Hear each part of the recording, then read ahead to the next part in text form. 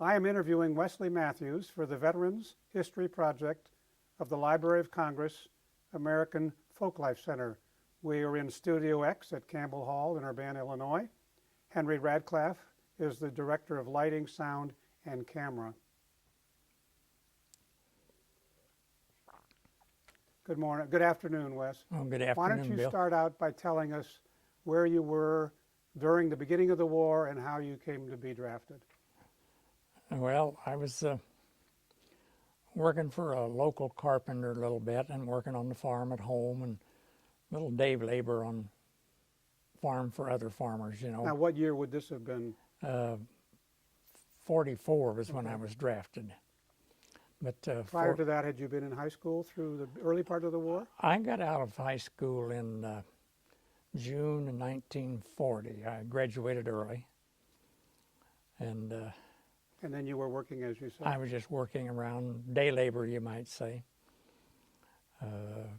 Worked baling hay for guys, I mean, helping, you know, and anything on the farm. Okay.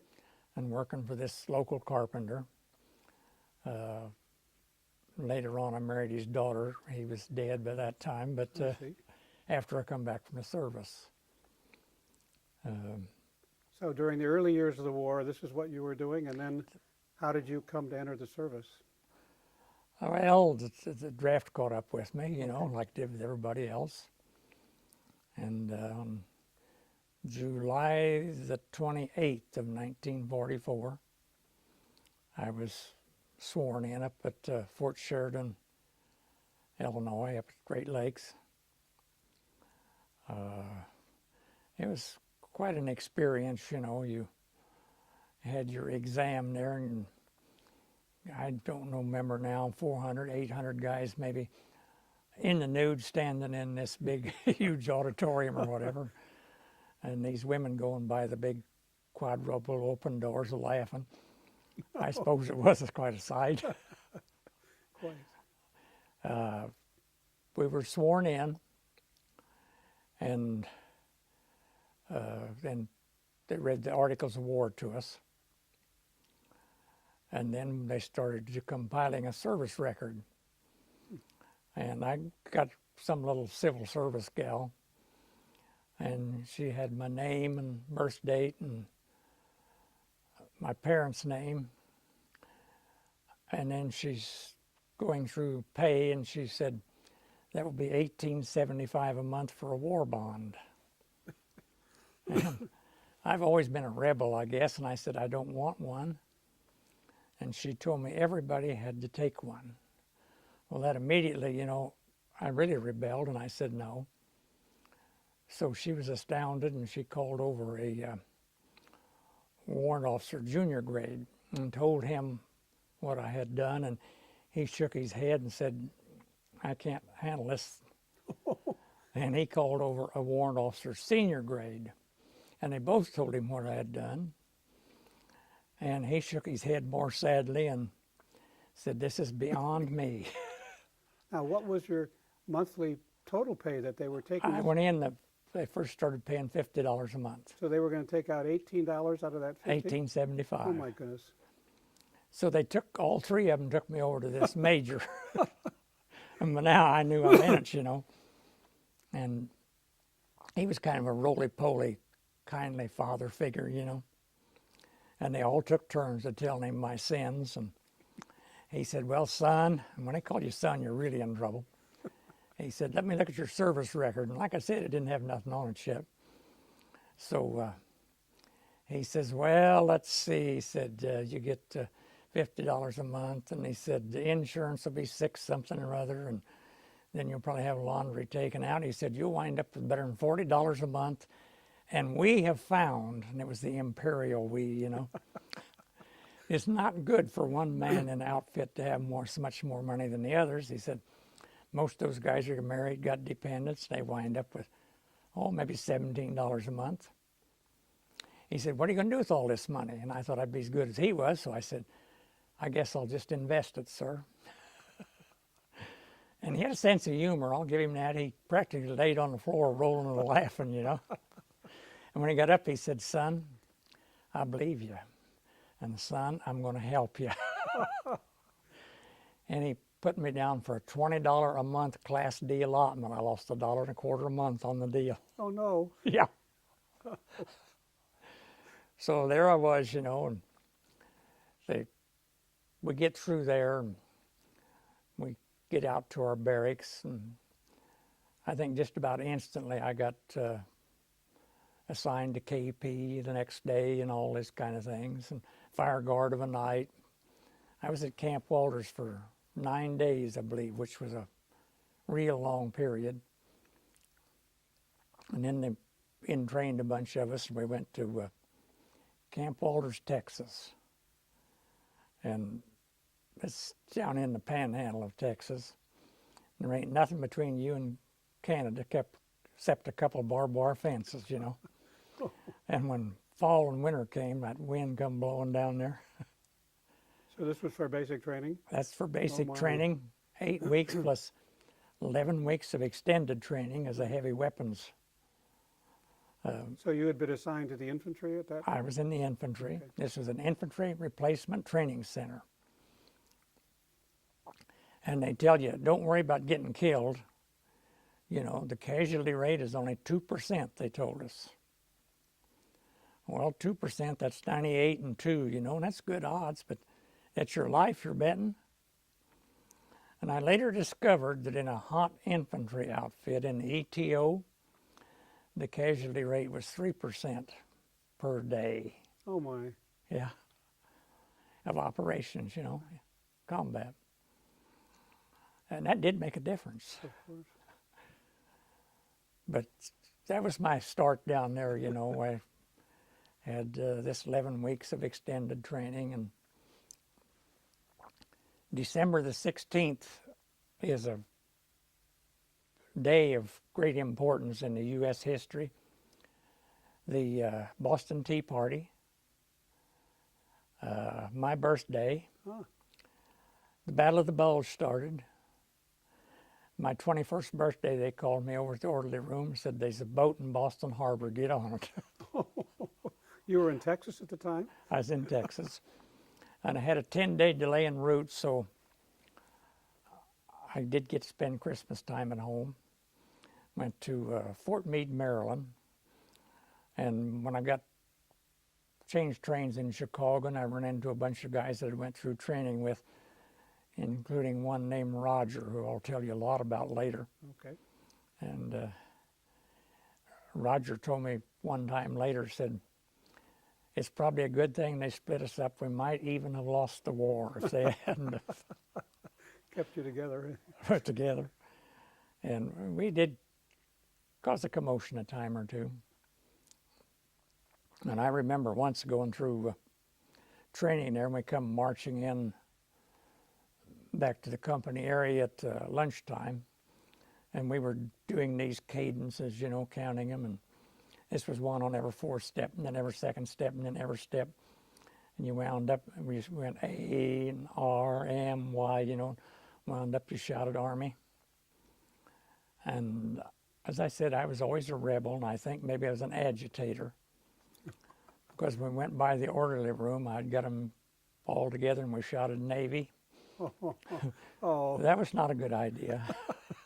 you hadn't learned a lesson yet. Hadn't learned yet. But anyway, this is where we trained. Is it possible to sort of reconstruct what was going through the minds of you and your recruits? Because you knew that you were in, probably going to a very hot theater of operations. And Well, actually, we would train for the Pacific, we thought. Oh. Jungle training. oh my gosh.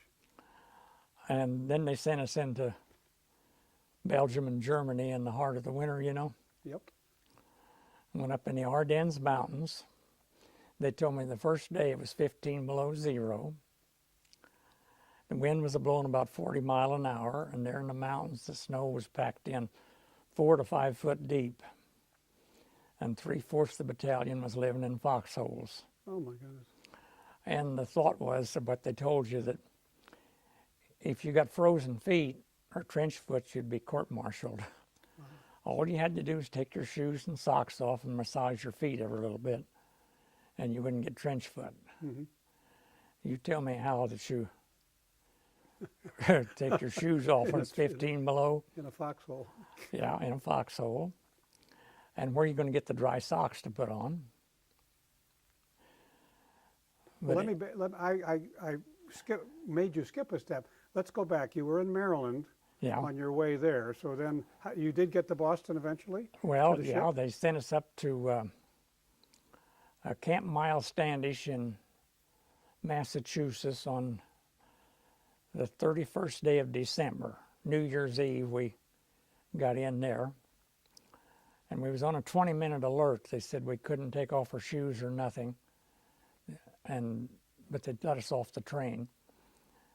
And we went in, we was allowed to sit down on the bunks, and finally they told us we could lay down. And then later on they said, well, you can take off your boots. That was nice. But we was there all night, and they fed us breakfast, and we got back on the train and headed for Boston. I learned later, figured it out, that what they done, as the ship's loaded, it's not an exact science, you know, and they kept these trains running around out there, and we got about ready for one, well, they ordered them to come on in. And we go through the outskirts of Boston, all these tenement houses about 4 and 5 stories high. And they had MPs at all doors on the cars, you know, in case somebody got reluctant to get out of the States. And all of a sudden, it was a full emergency stop. Some little kids out on the tracks. And the engine and several cars passed over him, but he's in the middle of the tracks and wasn't hurt. Oh. But we was held up there while they found his mother, and the cops come and took them all away, you know. And we finally pulled in between these 2 big buildings. Well, there's a wall on each side. They opened the door and let us out on one side, and opened the door here, and we go in. And they opened the door on the other side, and there's the gangplank. Oh my gosh. And we was aboard the Thomas H. Berry. That was an old Army troop transport. And we left on New Year's Day, 1945, out across the North Atlantic. We were the largest ship in the convoy. The North Atlantic's always stormy in the wintertime, you know. And we had waves breaking over A deck on our ship before they chased us all below. Oh my gosh. And of course, most of the guys were seasick. Were you in bunks or? Well, they have these pipe bunks made and with canvas on them, like a hammock. And you have 18 inches between them. Between you and the person whose bunk is right above yours? I think they were 6 or 7 high. Oh my gosh. And we were just below the water line. So I knew what was going to happen if we got torpedoed, right. you know. And you had your rifle and everything there. No, we didn't have a rifle. We had a barracks bag there. Some of them went with rifles. I didn't have one. And you couldn't double up your knees, of course. And only the top guy had a light so he could ride of night or anything, you know. This was 15 days across the North Atlantic. 15 days? We're zigzagging in a big convoy. Okay.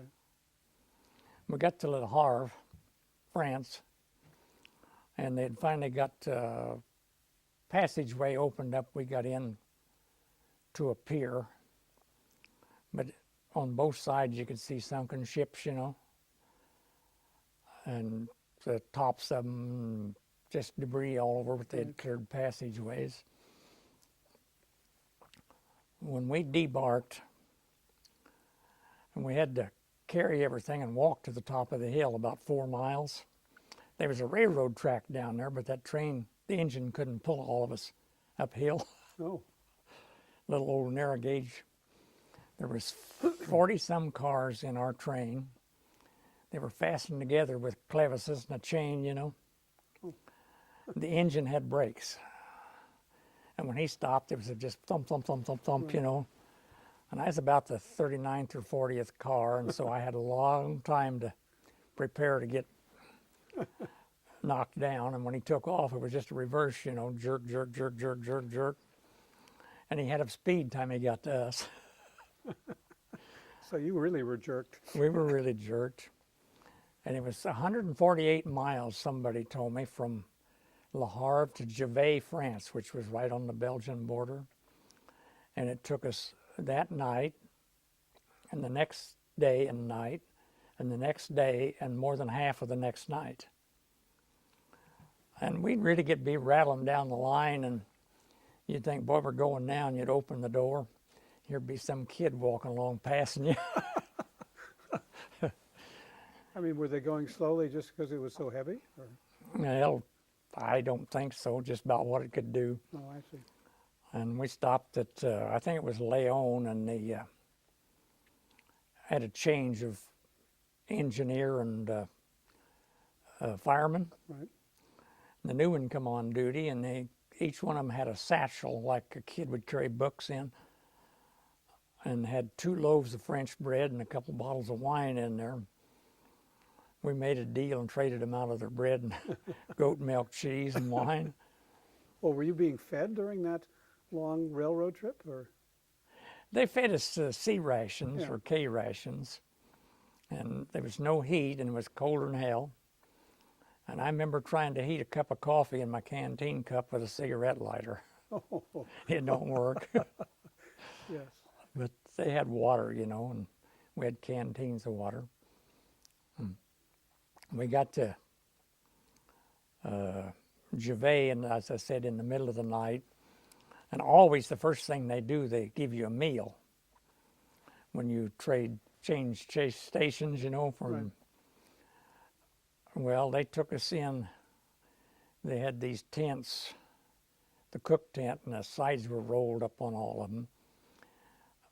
And it's cold, as I said, and these tent ropes out there in the dark, can't have a light. We got a cold pork chop and a cold boiled potato about that big around, and cold gravy and cold coffee. Oh, welcome to Gervais, yes. Welcome to Givet. We were there, I think, 2 days, and they quartered us in an old factory building, and it had been added on to successively, and shed roof, and each time it got lower, you know. And I was at the back end, and I had to go permanently like this back there. About a 40-watt bulb to light your way. And the first day we got out, when they said they was done orienting us on what we had to do, and talked to some Belgian kid, and I give him, I think, 4 cigarettes out of a K-ration pack, and he took my helmet, just a tin pot, home, filled it up full of hot water and brought it back, and I shaved. Clever. Yeah, and he pretty soon had a thriving business. He was running home. We left there, they put us on trucks, and we headed out across Belgium. And I can't remember what all towns we went through, but it got colder and colder as we got nearer into the Ardennes. We laid over one night, I think, and they had cots with a blanket on them. And when we left the next morning, why, I filched the blanket off of my cot and took it with me. I thought I might need it. It's getting awful cold. And we went to by truck to Gehalde, Herberg, Belgium, which was right on the German border, and pre-World War I had been German territory, I guess. And the people spoke German, Deutsch, you know. And then they put us, Roger and I got on in the back end of a Jeep. We got hauled up through Monschau and down to a town called Hoffen. Well, I never heard anything except Hoffen until years later, when I got some books about the battalion. And actually we was in a little hamlet, a dorf down on the end of probably 8 or 10 houses at the most, a place called Alzen. And I joined up with the 3rd Battalion, of the 395th Infantry Regiment, the 99th Infantry Division. And I was in L Company and went to a mortar section. That was the light 60s. And the infantry company has a machine gun section and a mortar section. And the 4th company in each battalion is heavy weapons. They have the water-cooled machine guns and the 81 millimeter mortars. The only difference between the 81 millimeter and the 60 millimeter is size. Mm-hmm. You understand, they operate exactly the same way. They're both easily portable or somewhat portable? Or? The 81, you broke it down into 3 parts. It's big. The 60 was all in one. It folded up and you had a strap to carry it, and it was a man killer. I bet.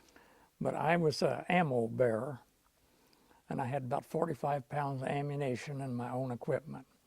You had this pack, had 6 rounds in front and 6 rounds behind. Wow. And it went over your neck and on your shoulders. Most time I carried it on one shoulder or the other so that I could pitch it if I had to hit the ground. I didn't want that much between me and the dirt. You know, I wanted the low as I could get. So you have arrived as replacement soldiers Yes. for this group, this infantry unit. Yes, that company. And Roger and I both got in the same platoon, but I went to the mortars and he went in as, I think, a section runner for the mortar section. Now, when you arrived, what sort of training would they give you about being actually in the war as opposed to being in Texas and being trained for the war? The guys talked to me and they told me, they said, we don't know how patriotic you were, whether on December the 8th you was down there at the recruiting office before it opened on Monday morning trying to sign up, or the draft board drug you out from beneath the bed. But we will tell you right now, after the first 5 minutes, you'll be fighting to save your own rear. And that was the training I got. That was it? That was it. And they gave me a old rusty carbine. It had 1 magazine, and there was 7 rounds in it. The magazine holds 15. And everybody was going around carrying at least 4 or 5 magazines. And I begged a round apiece from enough guys to fill up the magazine I had. Cleaned the gun up, and they said, don't shoot it, you might draw fire. Now here I am carrying a weapon that I don't know will fire, you know. You had no time to test it out? They wouldn't let me. Oh, my. Don't shoot it. Oh, And about a week later, we reorganized. Somebody had got hit in one of the squads, and they, when I went in, I was carrying a pair of combat boots and wearing Arctics and combat boots, and the company was all wearing shoes and leggings out there in that snow. And I looked around at them, and I couldn't just hold a pair of combat boots, so I said, who wears 10.5D? Just give me something to turn in. So a guy named Stuart Roper got my combat boots, and he got moved up and went from a carbine to a .45 pistol in his new job. And so I traded carbines with him. I said, how's it shoot? And he said, I hit Zeller 3 for 3 in the dark. Zeller was the squad sergeant. And Zeller had went out checking the outposts. Well, they had a sound phone to every outpost, and you called ahead and told them you was coming, you know. you should. Yeah. And he didn't call and tell them when he went to go back, and he went the wrong way. And he walked up on old Stu in the dark and got shot for his pains. Fatally? No, he Oh, lived good. through it, but he had both hips broke. Oh, no. He was bad shape. I can see why. But I had a carbine that they assured me would shoot, you know, and had 2 new magazines. And later on, I picked up more, and I even picked up a cloth machine gun belt and put it on the outside of my pistol belt. You carried all your equipment on your pistol belt, even though you didn't have a pistol, or I didn't see. Your canteen and everything went on that belt. And I attached that on there, and I had about 50 rounds around my waist, and I think I finally had maybe 7 magazines I was prepared for a war, you know. Were you able to walk? Well, yes. And as I said, it was cold, and I was wearing all the clothing I had. 2 sets of long johns, 2 wool uniforms, a pair of gas pants, a wool sweater, and a field jacket, and a wool scarf, and they had those wool back gloves with split leather palm. And they didn't protect your hands and didn't keep them from freezing. I had both feet frostbit. And it was not a happy situation, let me clue you right there. And was this pretty typical of your fellow Yeah, infantrymen? They had In been terms there. of the frostbite and things like that. Yeah. Later on, I turned in the battalion surgeon, and he told me over 100 men in the battalion had frostbite at least as bad as I did. And he's supposed to send us back, but there wasn't no replacement, so he said, guess what? And he gave me 6 pills, what they called APC, and I think it's the equivalent of an Anacin. And I talked to the company medic, and old Pack told me, he said, at this stage, you'd be easy to cure, just complete bed rest and elevate your feet. Oh, yes. Yeah. Well, 2 weeks after he told me that, I had complete bed rest and my feet elevated. Uh-oh. I was in a hospital in England after We're he going to told me come to that. that in a minute, I'm sure, Yeah. yes, as to how you got there. Yeah, but anyway, why, we was there just a week, and I got in the last part of the Battle of the Bulge. So I got a battle star for it, although I really didn't do anything in the important part of it. But I did get to range up and down the line and mopping up and straightening out the line and so on. Down to not too far above Luxembourg. So And you were in the situation where the Germans and the American troops were facing each other across this, yeah, anywhere from fairly 200 static to line? 600 yards. oh my. And you were dug in on the American side as well? We were dug in, and we had several pillboxes in the Siegfried line that we held.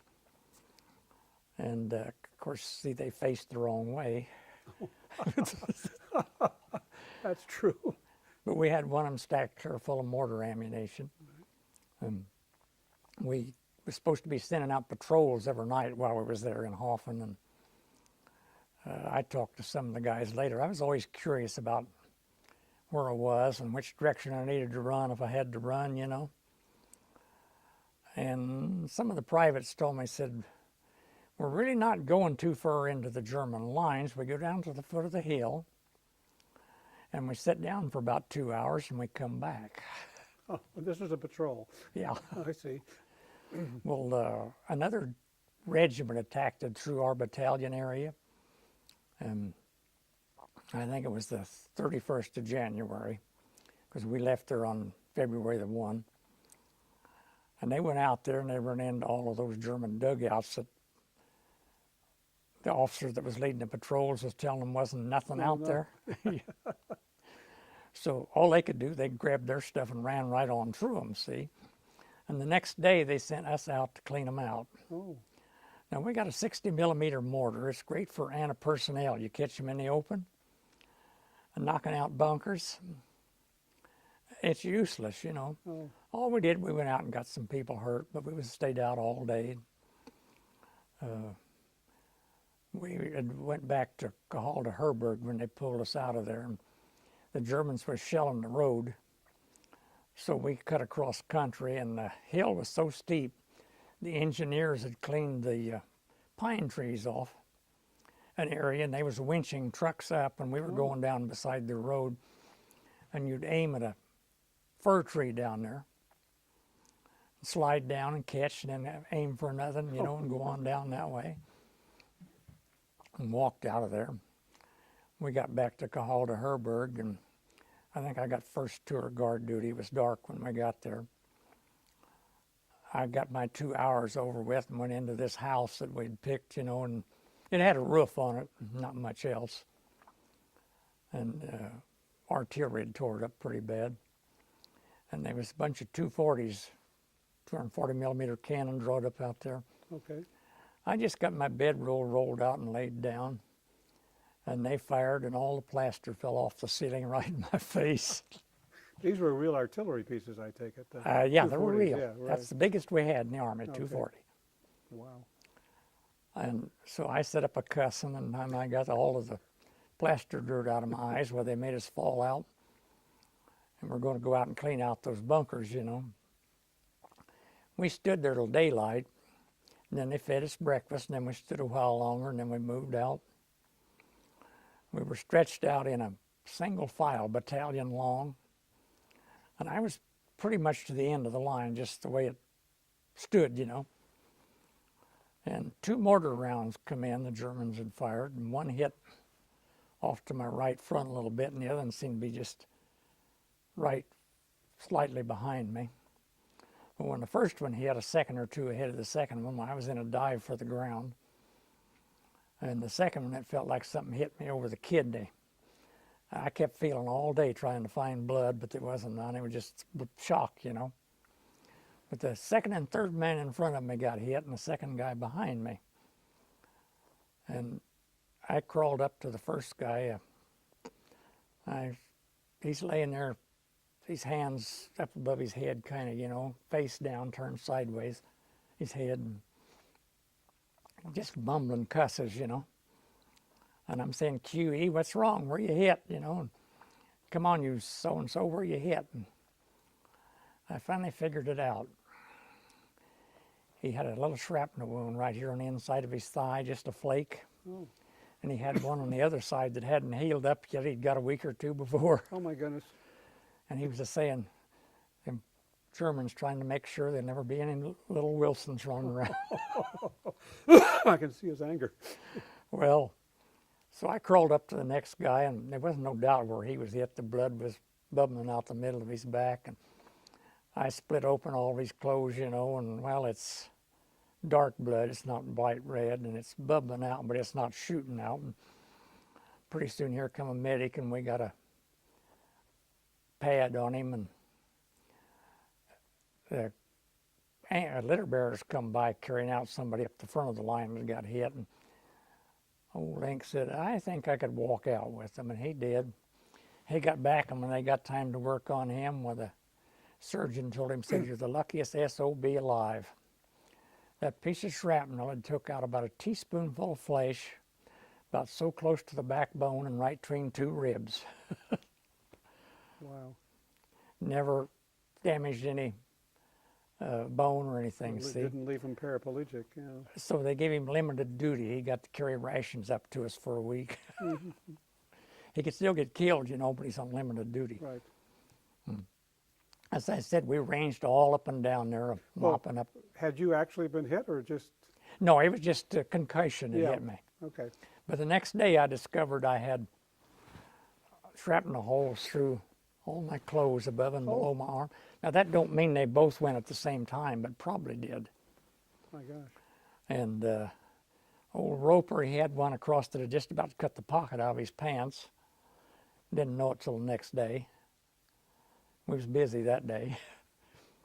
You know, you don't even have time to look yourself over, really, you know. Right. If There are you're, no mirrors or anything. no mirrors or anything. And besides, it was 15 below zero, you know. It would have fogged over. I don't remember where we went that night, but we wandered around out there and was in foxholes that we dug. Well, you get down the ground level, dig through the snow, and spent the nights out, you know. And we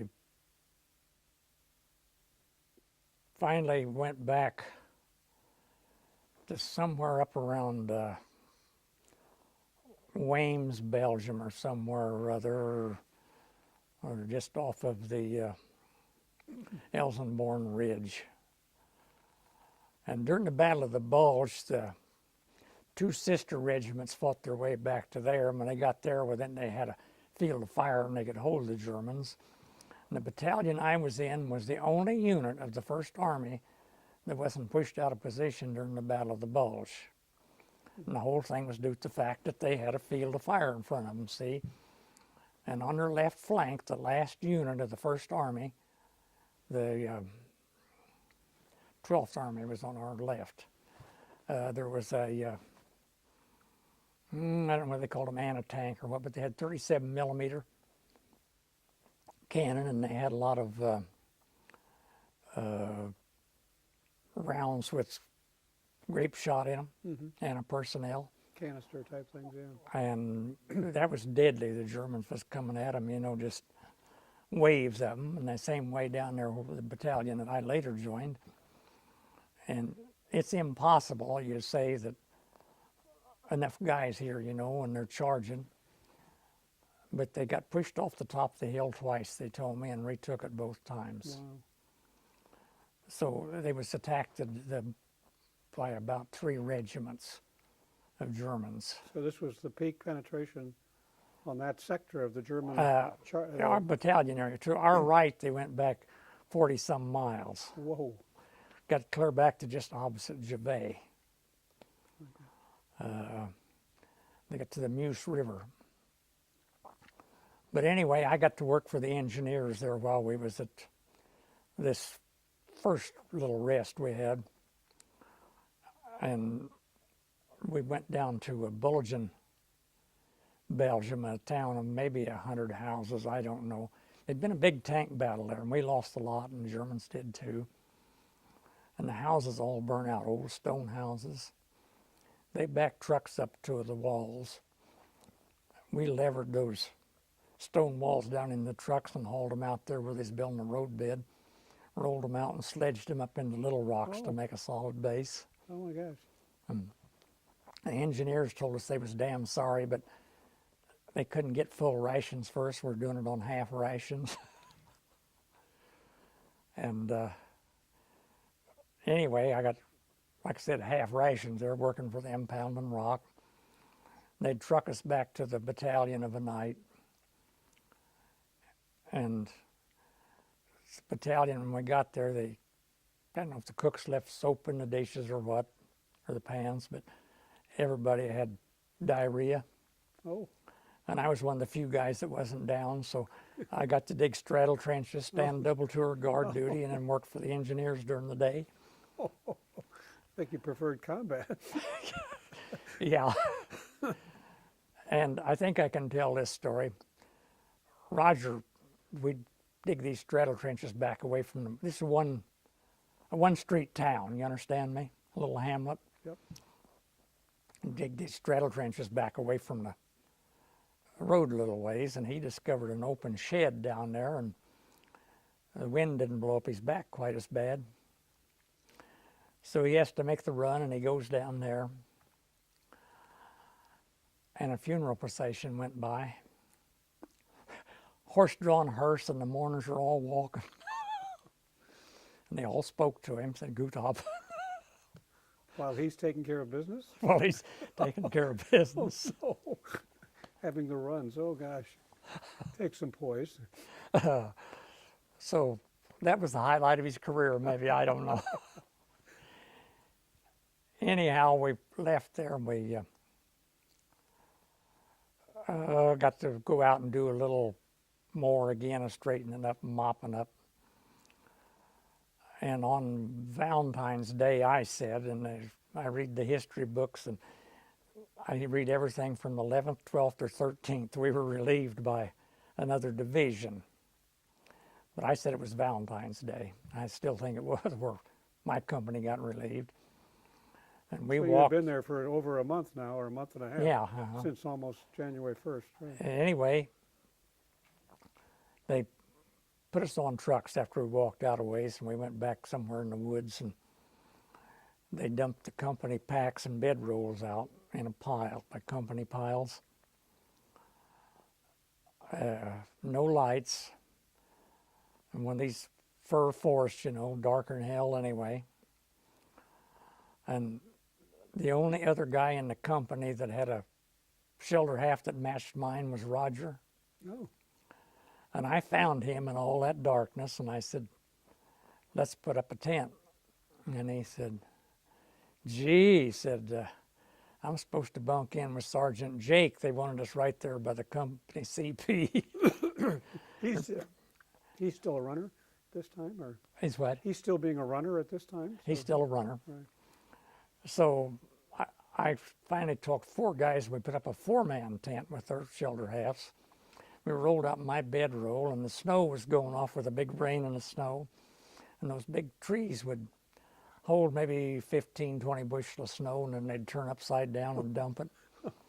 And I suppose more than half the guys just stood up to a tree and locked their arms around it, you know. Didn't get hit so bad by this stuff coming down.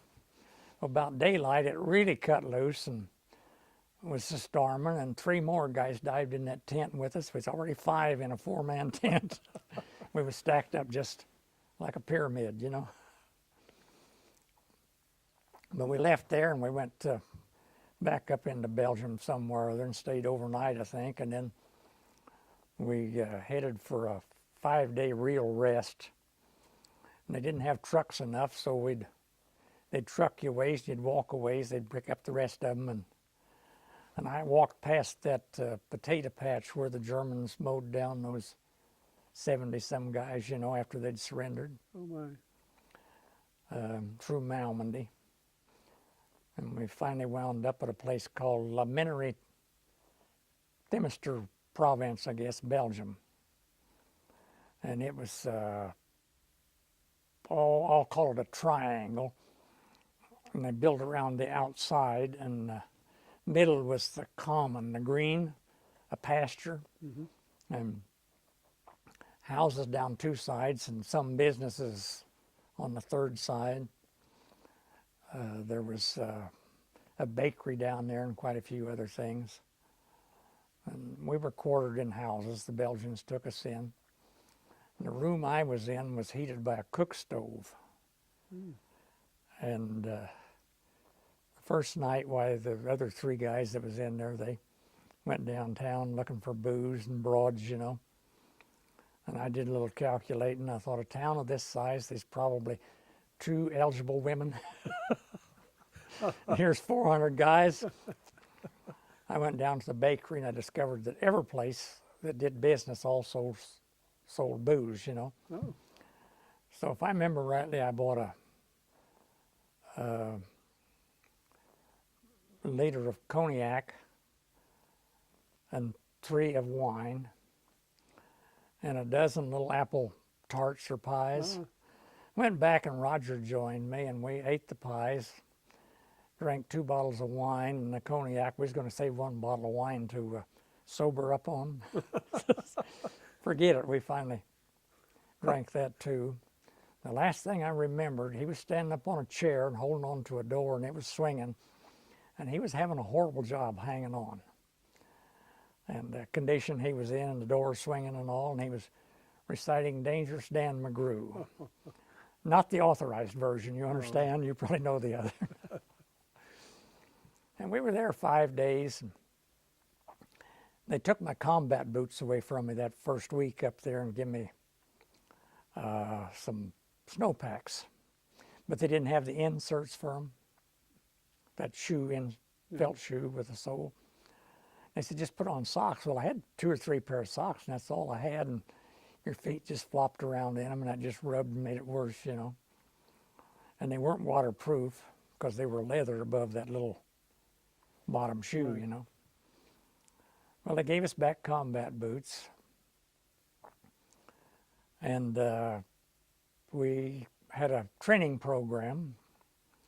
Had to go out, us guys that weren't in the company had fired for record in the company. We had to go out and fire the mortar.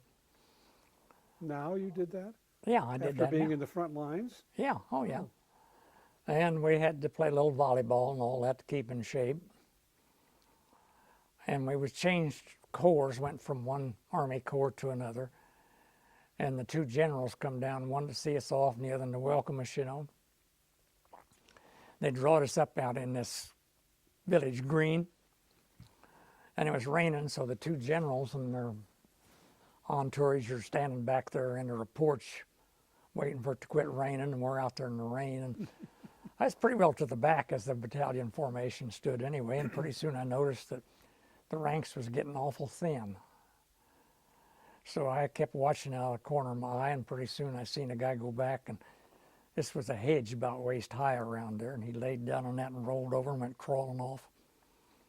So pretty soon I was back there and gone too, and I went down to the bakery, and when it quit raining and the generals come out, there was a handful of non-coms left. Instead of a battalion of 300 or 400 men, you know. Yes.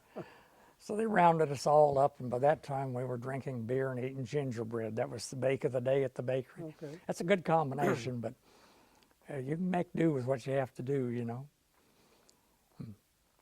The general gave us a little talk, and he said, "Men," he said, "heretofore," he said, "we've been in the hole, and the Germans been coming at us." And he said, "Now, he's going to be in the hole, and we're going to be routing him out, and that's what we want." And I didn't hear a bit of applause, you know. But anyway, they trucked us out of there then, and when we went to leave that morning, they didn't tell us ahead of time, but they fed us breakfast and then told us we had 20 minutes to get everything packed. So I ran down to the bakery where I was buying my wet goods, and I bought 3 bottles of cognac, I remember. Ooh. And I tucked one inside my field jacket, and I gave Roger one. He rolled it in his bedroll, and I rolled one in mine. And we turned them in with the company bedrolls, and the company trucked them, you know, on a truck. And we went up through Stolberg, Belgium, and they quartered us that night in a big mansion, I guess you'd call it, a 4-story house on Millionaires Row. The 4th floor was a ballroom.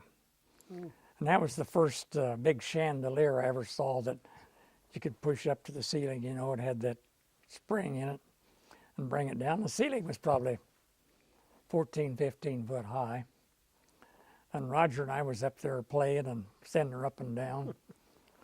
And we give it too much of a pull, I guess, and that thing come down and all that crystal shattered. Oh my. Yeah, we ran, as usual.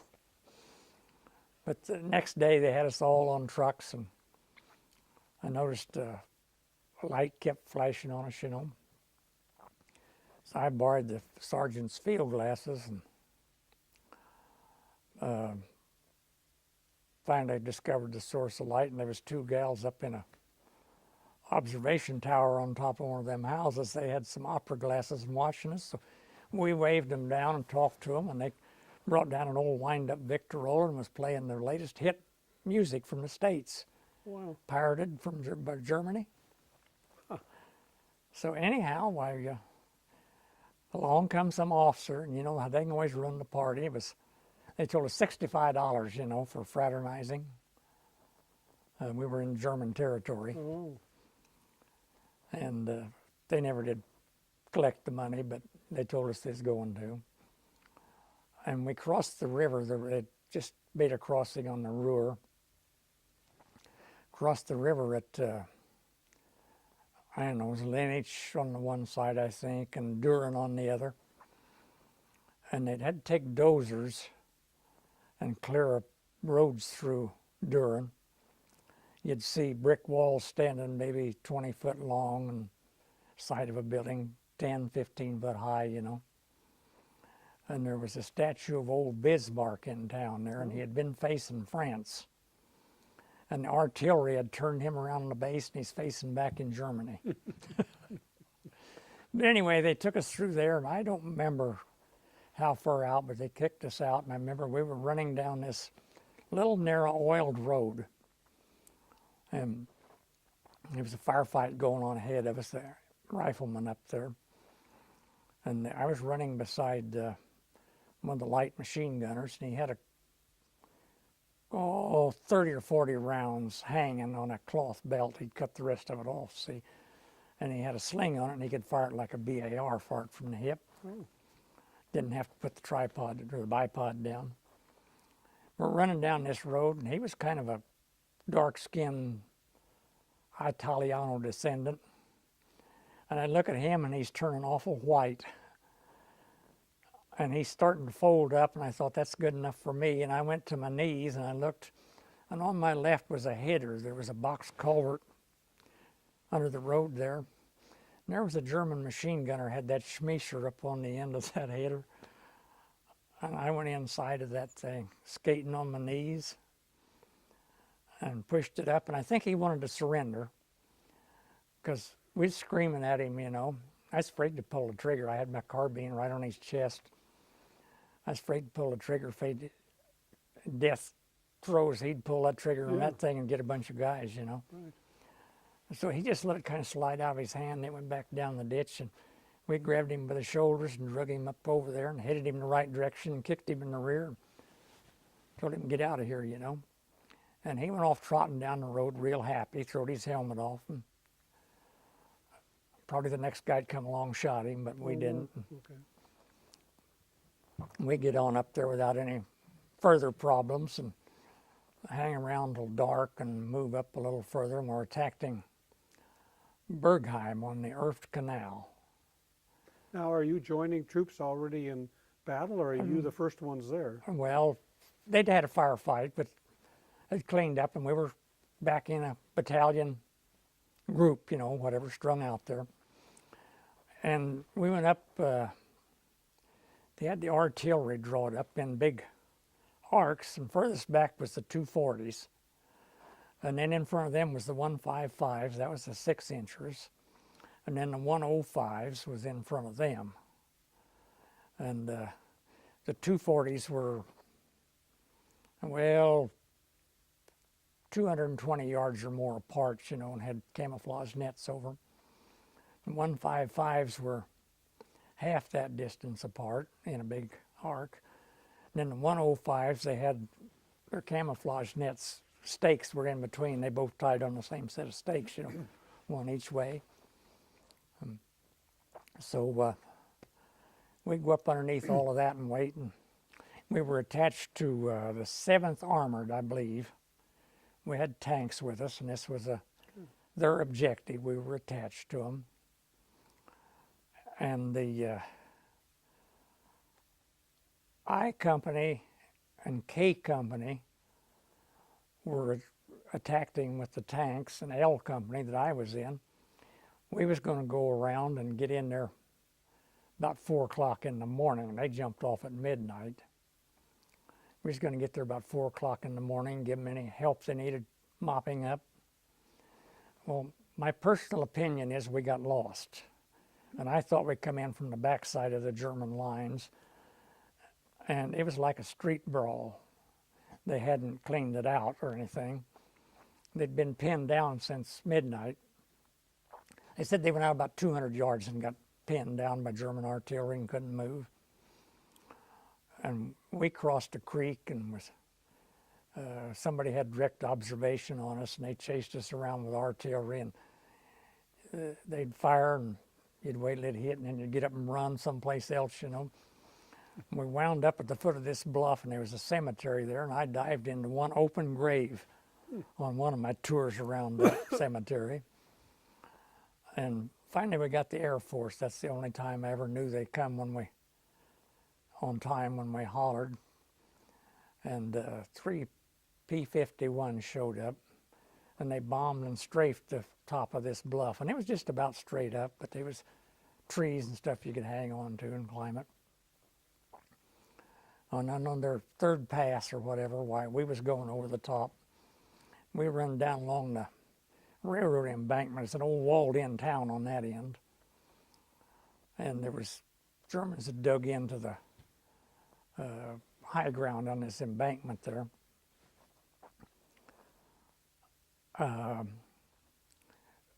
It was kind of swampy off on our right the way we were going. And we come down there to a dugout, and the 2 German soldiers come out. The first one was a private, and the second one was a corporal, whatever they called him. And the BAR gunner sent his ammo bearer down to check there's nobody down there in that dugout in the dark, you know. And he hit a tripwire and a booby trap. Oh. Yeah. And this corporal laughed. Well, it was probably nervous reaction, but he laughed. And the BAR man come spinning around, you know, and he'd been holding it down the steps there, and he was bringing it up, and the company exec officer knocked it up and said, "Not now. I want the rest of them to surrender." We wound up with 6 prisoners pretty soon.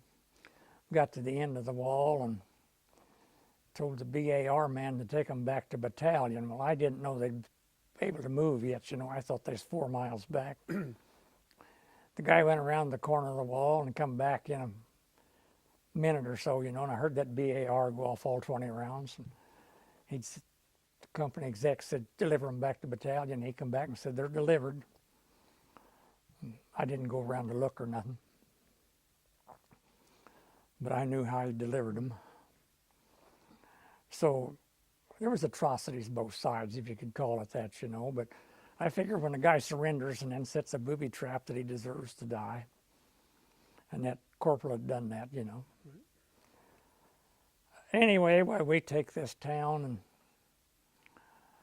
this the end of it, and pretty soon we was running down some old crooked cobblestone streets, and the assistant gunner had my mortar, and I don't know where the other ammo bearer was or the gunner was, and I think we had 2 riflemen with us, and one of them might have been a BAR man, but we're running down these streets, and we'd go around the corner, and 2 or 3 German riflemen would pop out of the doorways, and they must have already fired at us, because in my memory, every one of them was giving an old bolt this, you know, to give us another round.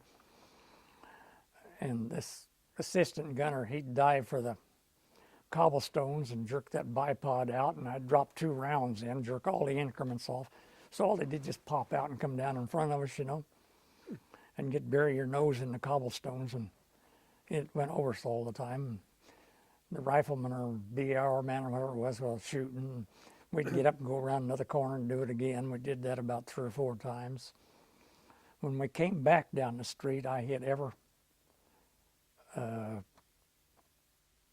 store that was along there and hit the cash register. It was German money, you know. And I thought I was doing pretty good, but that night they took the company out. We went out to fill up a gap or something or other.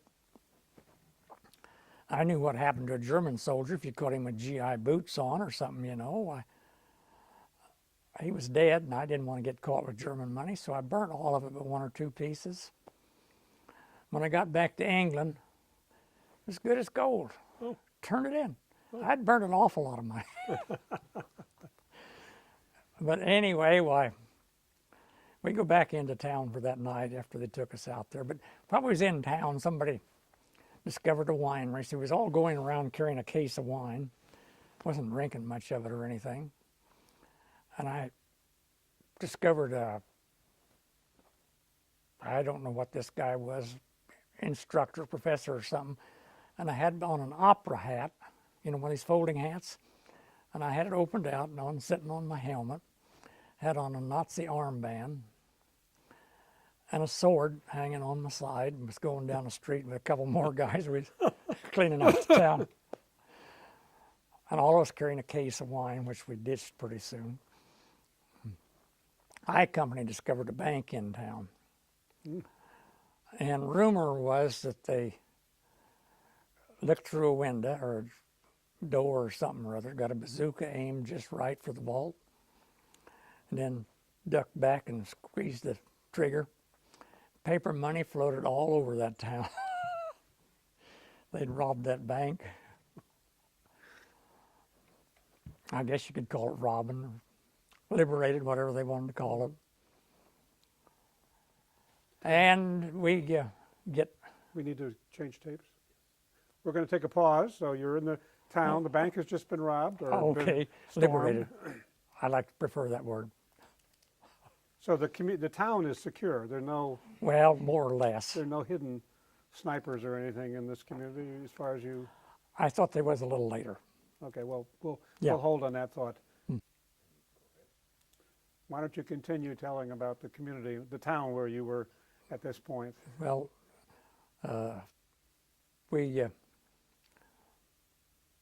my mortar squad, probably the whole mortar section, we wound up in this house. The guy had been a music teacher,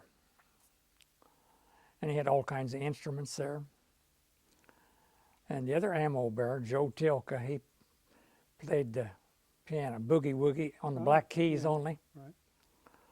And one of the guys in the squad had played a bass viol or something or other back when they had live music on the radio a little bit, some little Indiana station or something.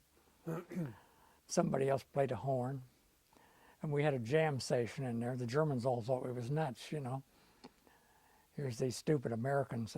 The local residents, yeah. Yeah. Making music out there, you know. But anyway, we left there. Well, before you leave the town, how were you viewed by the civilian Germans who were residents? I mean, here you were the occupiers. I never run into a real German. The Nazis were all on the other side of the river, Right. always. Oh, They might have a picture on the piano Oh, I see. with the It took me a minute to understand that statement, yes. picture on the piano of some young man, you know, and the woman says that's her husband. He's wearing a captain in the SS uniform, you know. And you're not a Nazi? No, Yes. no, Nick's Nazi. Other side of the Rhine. Oh my gosh. Well, All right, you were saying you were leaving the town. well, when we left the town, they gave us a meal. And always, you know, you had to clean up your mess gear. We just got done eating, and I hadn't noticed, but a big line of trucks had pulled up beside us. And they said, don't bother about washing the mess gear, just throw them in that pile and climb aboard. They wanted us, and they wanted us in a hurry. Ooh. And they moved us out a few miles under cover of a big strip mine. You know, there was a lot of tailings sticking up there, you know, so we weren't under observation. And we moved in there, and there's a firefight going on in there and on the other side. You know what I mean by a firefight. That's an active engagement when the riflemen and so on are shooting at one another. And we're laying there waiting to get in, and I dug a hell of a hole. And I got to thinking about my cognac, you know. And I had tucked inside my field jacket, and I got to thinking, if a barrage comes in and you hit the dirt, you break it, not only do you get cut up, but you have lost the cognac. So I'm looking for a means of carrying it, and I finally had this inspiration. And I throwed away one round of mortar ammunition, and now they've told us Uncle Sam will probably bill me for that. But it's just a perfect fit, except it was taller than the mortar round, and that gold seal was sticking up out of there. And as I said, this firefight was going on. We was laying beside a little railroad track. Apparently went back into this quarry. And the first sergeant, a real tall, skinny guy, come running down there. And you could see bullets, tracers are hitting the rail, you know, and they didn't have it on him yet good yet.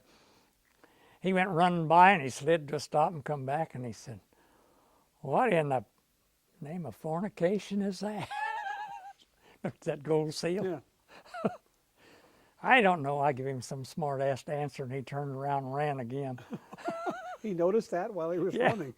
Wow. But he came back, but didn't make me throw it away. And the next morning before daylight, well, we split it up amongst a squad or two. They're just a swallow apiece, you know, but after fighting all night, it was Right. welcome, you know. Yes.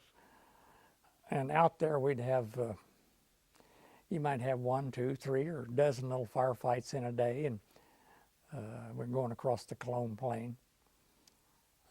So you were constantly pushing the Germans We're moving. further deep into All the First Army had the same orders, proceed to the Rhine River. And they had more or less an area they were to go in. And we were headed, the battalion, we hit the river about 4 miles upriver from Dusseldorf. Oh. And So you made it to the river. yeah, the next to successfully. last day, before we got there, we hit. I was riding the lead tank because I had these frostbite feet. Had all the mortars and ammo up there. Several riflemen were up there. And all of a sudden, a bridge blowed in front of us down the foot of the hill, across the little creek. A whole bunch of German tanks appear, and they're all shooting, and our tanks are shooting. And bullets are bouncing off that turret I'm leaning against. And I kicked all the mortars and the ammo off and took a dive for the ground. And the colonel had somebody had driven him in his Jeep, his driver driven him clear up to the front of the column about. He's past us when all exploded, you know. And the colonel bailed out and ran. And the driver, he was backing it out. That's all he could do on that little narrow road, zigzagging around these tanks. I thought he would turn it over. But the tanks, they fire a few rounds, and the one I was in, he was about the only one that had a good view, a good field of fire. He hit one German tank, knocked another one off the road, and there was a haystack out there a little ways. And I talked to this lieutenant later, and he said he was just shooting them as they came down to shoot, you know, showing them in the cannon. Mm-hmm. Wasn't picking out armor piercing like he should have been. Oh.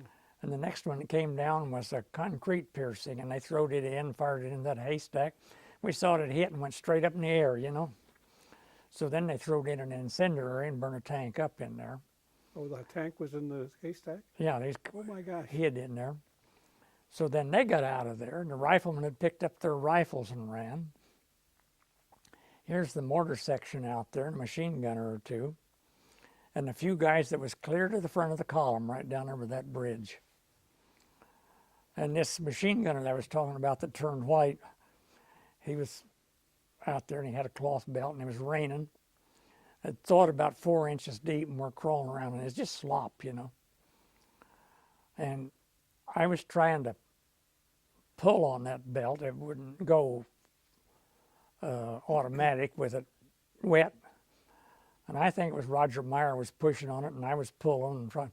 All he could get was signals. He had to keep pulling the bolt back. And I said, would he stay and get the guys out of there, you know, give them some fire, if I'd get him a can of ammo, ask him where his ammo barrel was. And he said, you see that lead foxhole down there by the bridge? And yeah, and he said, Panko dived into that.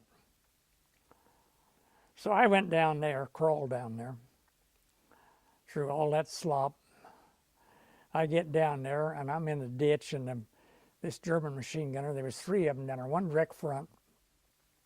And he could lay it on the side of the ditch, but he couldn't depress enough to get me where I was at.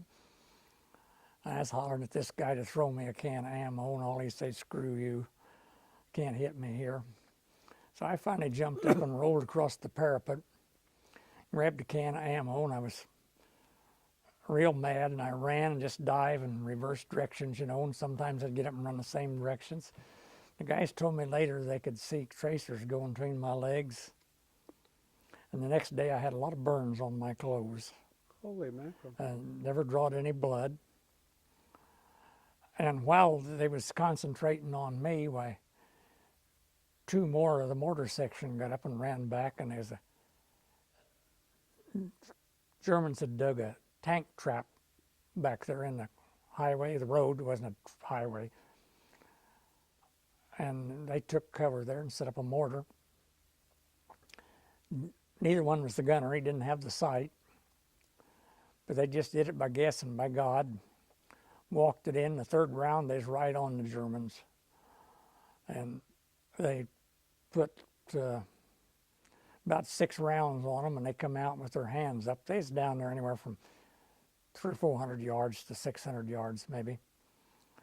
And they come out of their holes in the railroad, or the road embankments there they was hiding behind, and come down the hill on their side.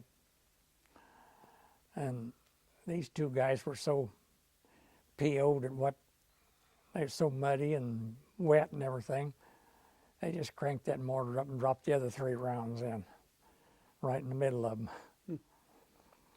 Well, as they came back up, they jumped the creek, came across there and was coming up the hill. And rifleman fell in behind them, was trailing them up there, and I thought, damn Germans will shoot their own men to get us. So I didn't go up the road following them. I cut around the hill and there was a barn down there with an open shed on it, and it had stone pillars supporting this open shed, about 3 pillars, about 20 inches to 2 foot square. And as I come around the corner of the barn, 2 German soldiers, riflemen, jumped back in the doorway of the barn. I jumped behind that pillar, and then I couldn't figure out where to go from there. I bet. And I'm keeping looking to see how much of them is hanging out, you know. And along come a lieutenant with 5 or 6 guys. So we talked them into coming out and surrendering, those 2 Germans. And I went on around the hillside and rejoined the company. And the next morning we took off and jumped that creek and went up to the top of the hill. And it's level about, well, there was one hollow down there, level for 3 or 4 miles to the Rhine River. Oh. And the Germans are just putting rolling barrages across it. We went into a big old isolated farmhouse, had a courtyard around it and a wall, you know. And this German had dug him a Z-shaped trench, and he had laid boards and doors and stuff across, left an opening at each end of the Z, and then covered the dirt back over baled hay that he had over that, and you could enter from either end. And after shelling us for quite a while, you know, and wasn't getting on us, and all of a sudden they corrected, and it hit the roof of this big old, I think it was a 3-story house probably, clay tile, brick building. And I was the 4th man or more that dived through that door in the last one. And everything, all my underwear and everything, the shirts was blowed up around my neck, so I had to be stretched out straight in the drive when that shock wave hit me, you know. And we come out, that yard was covered, it hit right at the corner of the roof, and a big section of the wall and half of that clay tile roof was there in the yard. There wasn't anywhere that didn't have masonry, broken masonry on it. So if we hadn't got in there, we'd have probably been dead. From shrapnel or? From Yeah. from the brick bats flying and stuff. What were the Germans firing? They had, we had about, counted later, 20-some German tanks Okay. backed up across the river, to the river there, and the bridge was blowed. They couldn't get across, and they was using them as artillery. Right. And there was probably stuff on the other side too. Our company lost 40-some men that day. I know that. And we lost just 2 or 3, real lucky. And we waited till dark, but just before dark, somebody on our right moved out, at least company strength, and they had their Jeeps with them and everything. And they got out 100, 200 yards, and the Germans had them in their sights, and you seen Jeeps flying and everything else. We waited till dark, and then we went down to the bottom of this hollow down there, a mile or so out. And there was, I think, 3 tanks down there of our tanks. And there was a house down there, and they was using it as a field hospital. Our medics were. Mm-hmm. And we finally decided along about midnight that we'd go in, and some of us would go in and change guards, you know. But somebody'd always be available if we got called to get us out of there. So we found that some of the guys opened the door and peeked at them doing surgery in there, you know, amputating legs and so on. And 2 of the guys went across the hall. This room we laid down in wasn't big enough for all of us to lay down. I think it was my squad sergeant, and it was either Joe Tilka or Little Joe, the section sergeant, went over there because I know that we hollered at them when they told us to was moving out. And my squad leader, he kind of wakes up, you know, somebody's called him and there's somebody laying beside him, and he keeps nudging, saying, "Come on, Joe, come on, Joe." And Joe doesn't move, so he finally zipped his Ronson, you know, and it was a dead woman he'd been sleeping beside. Oop. She'd got killed by artillery the day before, So apparently. this was a mortuary room. Mortuary room, right. So he comes out kind of shook up. And they told us we was going to hit the town up there, a little town at the top of the hill above the slope to the river at 4 o'clock, and there was going to be a barrage begin. We was going to lay one on at a quarter till, and we'd lift at 4 o'clock. And we was to hit the town right behind it. Well, we get moving, and they told us the barrage was called off, so we was trotting down this little road, and somebody forgot to tell Cannon Company. And they just ran a line of them down both ditches, and we're running between it.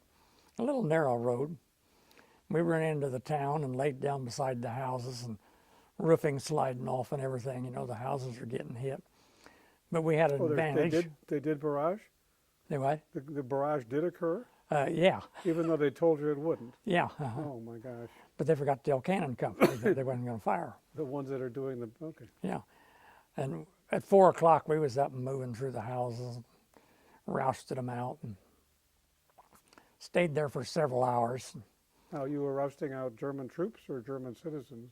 Well, it's quite a few of the houses had a uniform hanging in them. Okay.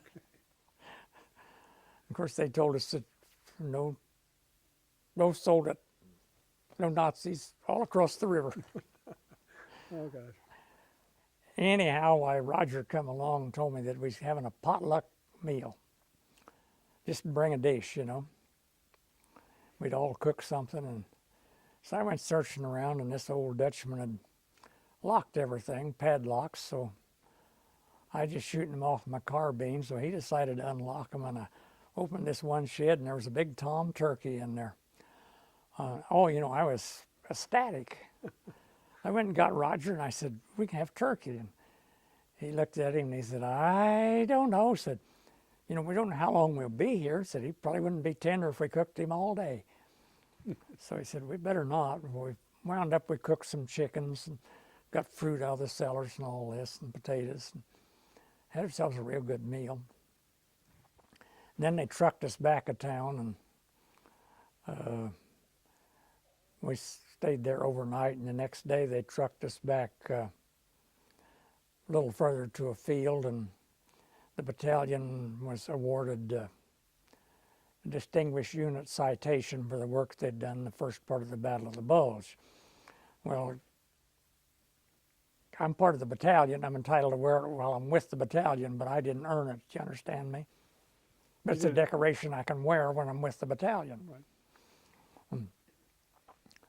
So we just got back to town, and the 9th Armored, I think it was, had found that Remagen Bridge and crossed it. Oh, yeah. So that night they put us on trucks and headed us up a river. We went with the headlights on and everything. And I had liberated a little old lap robe, I guess you'd call it. And it was colder than hell, and I'd wrap that around me and then put my poncho on over that and stay fairly warm. They moved us by truck, I think, to a town called Ringen. It was maybe 20 miles or a little less from Remagen. We stayed there overnight. And the next day we walked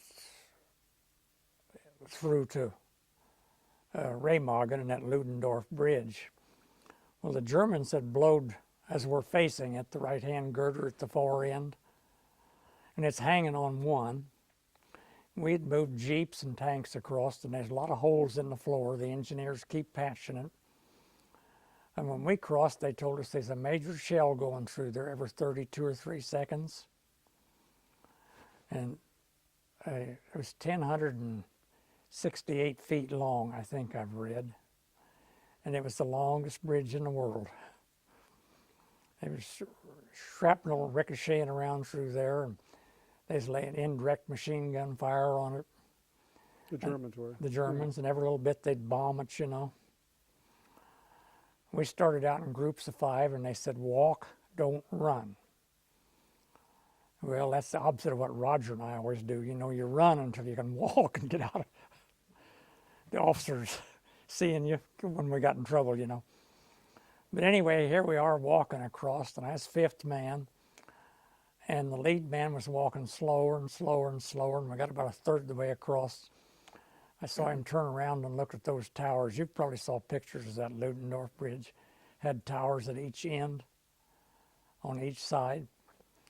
And he looked at safety behind him, and then he looked to the front, cut and ran, and we all followed. And after I got across, I watched other units, and every one of them done the same thing at about the same place. Oh my. And the rest of the division had turned and went right, and went up the hill to the right, and instantly went into combat. My battalion turned and went left and went up and plugged a gap between, I don't know, 77 or 78, the Lightning Division, and I think it was that 9th Armored. And we was up there 2-3 days. And we had a few casualties due to this anti-aircraft stuff falling on us. They was lined up a mile on each side of that bridge, bumper to bumper. Quad 50s and all this. And they were shooting so much that they would have to take a shovel and shovel the hulls, those 50 calibers, out of those half-track bodies, because they'd pile up in there till they couldn't stand. I saw them piled up deeper in the treads, on that half-track. My God. On the sides. The half-track is a self-mobile gun, you mean? It's, well, it could be anything. They had quad 50s mounted on these. They hauled a infantry squad or some kind of weapon. And that weapon fired so much that it was They was sort of piled firing up those in its quad own 50s debris. so Yeah. much Yes. that the empty hulls would pile up till they had to shovel them out of there with a shovel. Yeah. We went up there and stayed a couple of days, and I figured it was my brother's birthday of the 13th. I thought I was there. I wrote him a letter, I remember that, and they moved us out that next morning. And they had found a building with a whole cellar full of alcoholic beverages in it, and they put battalion headquarters there. Was releasing 1 bottle per squad per day. And one of the guys in the 2nd Mortar Squad, I think, he got peeved at somebody or other. So he was a pretty good scrounger, and he was going back and coming back every little bit with a bottle and a case of 10-in-1 rations. Well, we opened the 10-in-1s and took out all the good stuff and had all we wanted to drink, and I was always pretty careful. I did not want to be drunk and under fire, I wanted to know what I was doing. Well, the colonel had got mad. There's a lot of them drunk, so he made us walk instead of trucking us down to the other end of that bridgehead to sober them up. Mm-hmm. And they lined us all up, and we had to empty our canteens. Mine just had water in it anyway, and then they had a lot of jerry cans with water in them. You went down one side of this table and filled your canteen, and corked your back up.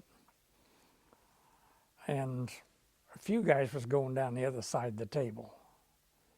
There's some jerry cans over there. Well, when we got to where we was going up there, where we was going to jump off towards the Stumper Rich Quarry, and the colonel said, "Those bastards drunker than they were before they started." Said, "Where are they getting it?" And George Prager had been in charge of seeing that they filled the canteens with water. One guy said, "Well, I don't know," but said, "George could probably enlighten us." His friends was all filling up with jerry cans of booze he had over there, I saw that coming. Anyway, we go up this big long hill. It's all brush, rocks, and little pine stuff are growing we had to drag through. One place we have to crawl through down brush. We get up there, and I don't know, one of the sister battalions had tried it the day before and hadn't been able to clean it out, and we try it. And I dug in under a tree, and you don't never do that if you can help it because tree bursts come in. A mortar around hits the leaves on a tree. It's what you call an instantaneous fuse. The leaf on a tree will blow it. Well, I dug in, and the Germans had been shelling us from the time we got there at 11 or 12 o'clock for 2 or 3 hours, and they was going over and down the hill, going behind us, wasn't hurting us. And all of a sudden, some screaming Mimis come in. You know what they were? That was a rocket they had fired in a case like a mortar, great big thing. And it was mostly tin, didn't have much shrapnel. It was more explosive. Mm-hmm. And there was a medic walking across the area there, and it looked like one must have lit 20 feet.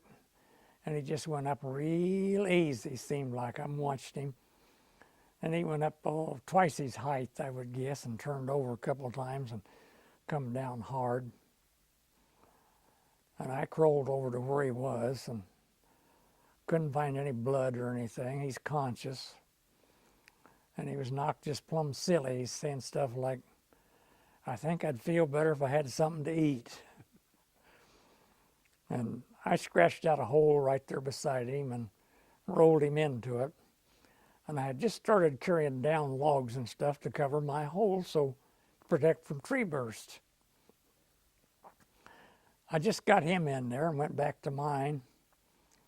And I was sitting up in this trench I'd dug. I'd went down to rock or real hard stuff anyway. It was less than 30 inches deep, I would say. And you stand behind a mortar and watch your round go out. You can watch it till it's too small to see. I'm sitting there and I looked up and I seen this speck coming in. And I let out a yell. I don't know whether I just hollered or hit it or incoming or what. And I slid down flat on my back and it hit a tree limb above me. And I got hit. And So you're lying on your back. I'm lying flat on my back. I'm sure I would have been dead. I'd have just been busted in two if I'd been sitting up, you know. But the ground absorbed that shock, you know. I mean, I'm pressed against it. I know I was pushed down awful hard. Couldn't figure out why I couldn't sit up. Trying to hold the pressure point on my right thigh there.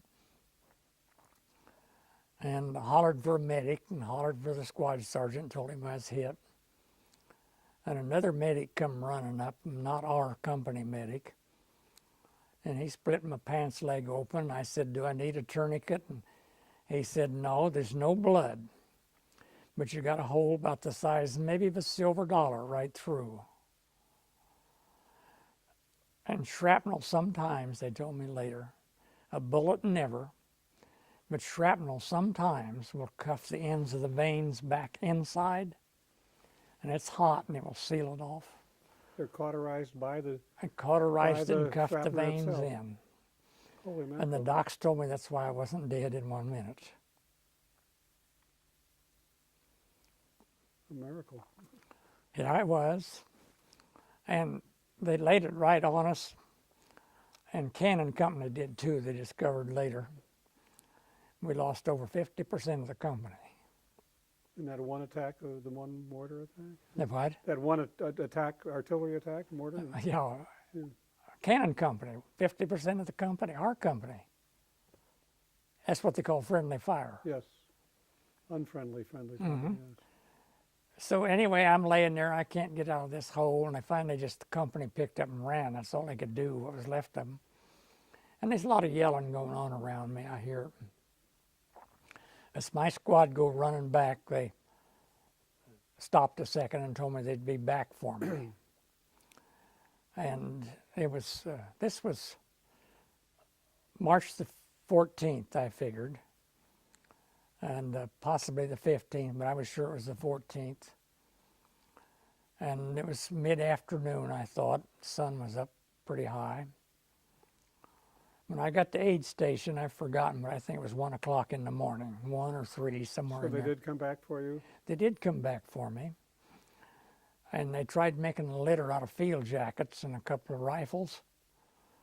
And I couldn't stand to be doubled up then, or maybe it's a raincoat they had. And I couldn't stand to be doubled up. My leg was just completely disconnected, you know. So I hopped down that hill between two men. Through that brush, and hit a catch and drag out. And they dragged me through that brush. We got to the foot of the hill, and I said, forget it. I was just completely wore out, you know. So 2 guys stayed guard, and 2 went back for a litter. And they were gone, I think, several hours, and they came back, and they had a litter, and this hill's steep enough. The 4 guys carried with one hand and one claw on the hill. And it was steep enough, I slid off of it several times, hanging on best I could. We got to the top of the hill, and they had a Jeep. Somebody said, where'd you get that? And they said, they stole it at a regiment. Just And it was for- equipped with a litter carrier across They the... stole it for you, basically. Yeah, they Well, did. how courageous. It was equipped with a rack across the hood, and they put me on there. And there's strictly no lights. And so one guy sat on the front of the hood with his feet on the bumper, and I could hear these tanks are running. They have to keep detouring around them. He'd holler, hard right, or hard left, or stop, stop, stop, you know. I got back to battalion aid station, and the surgeon asked me my name. And by that time, I was going to sleep pretty good. And I remember telling him Matthew was of the 99th. And he said, no, the whole thing. And I gave him name, rank, serial number, and APO. And I heard him say, back with no splints. And I went out like a light. And the next thing I remembered, duly, but I remembered later being in a shock tent, I think. And I think the only thing you hear there is transfusions dripping, the blood dripping, if you can hear that. And maybe a moan once in a while, but they was carrying me up these steps into something they was using as a hospital. And they set me on the table, some kind or other, on this litter. And put a blood pressure cuff on my left arm. And they kept checking my blood pressure, and it'd get up about that high, I thought. It's an old mercury job, you know. I kept rolling my eyes over and looking at it. And kept coming back, and finally I opened my eyes, and some captain was turning away, and he said, here's another waste of time. And I come to in a hurry. I gave him a good cussing, of course. Why did he say that, I wonder? I was dead. From what?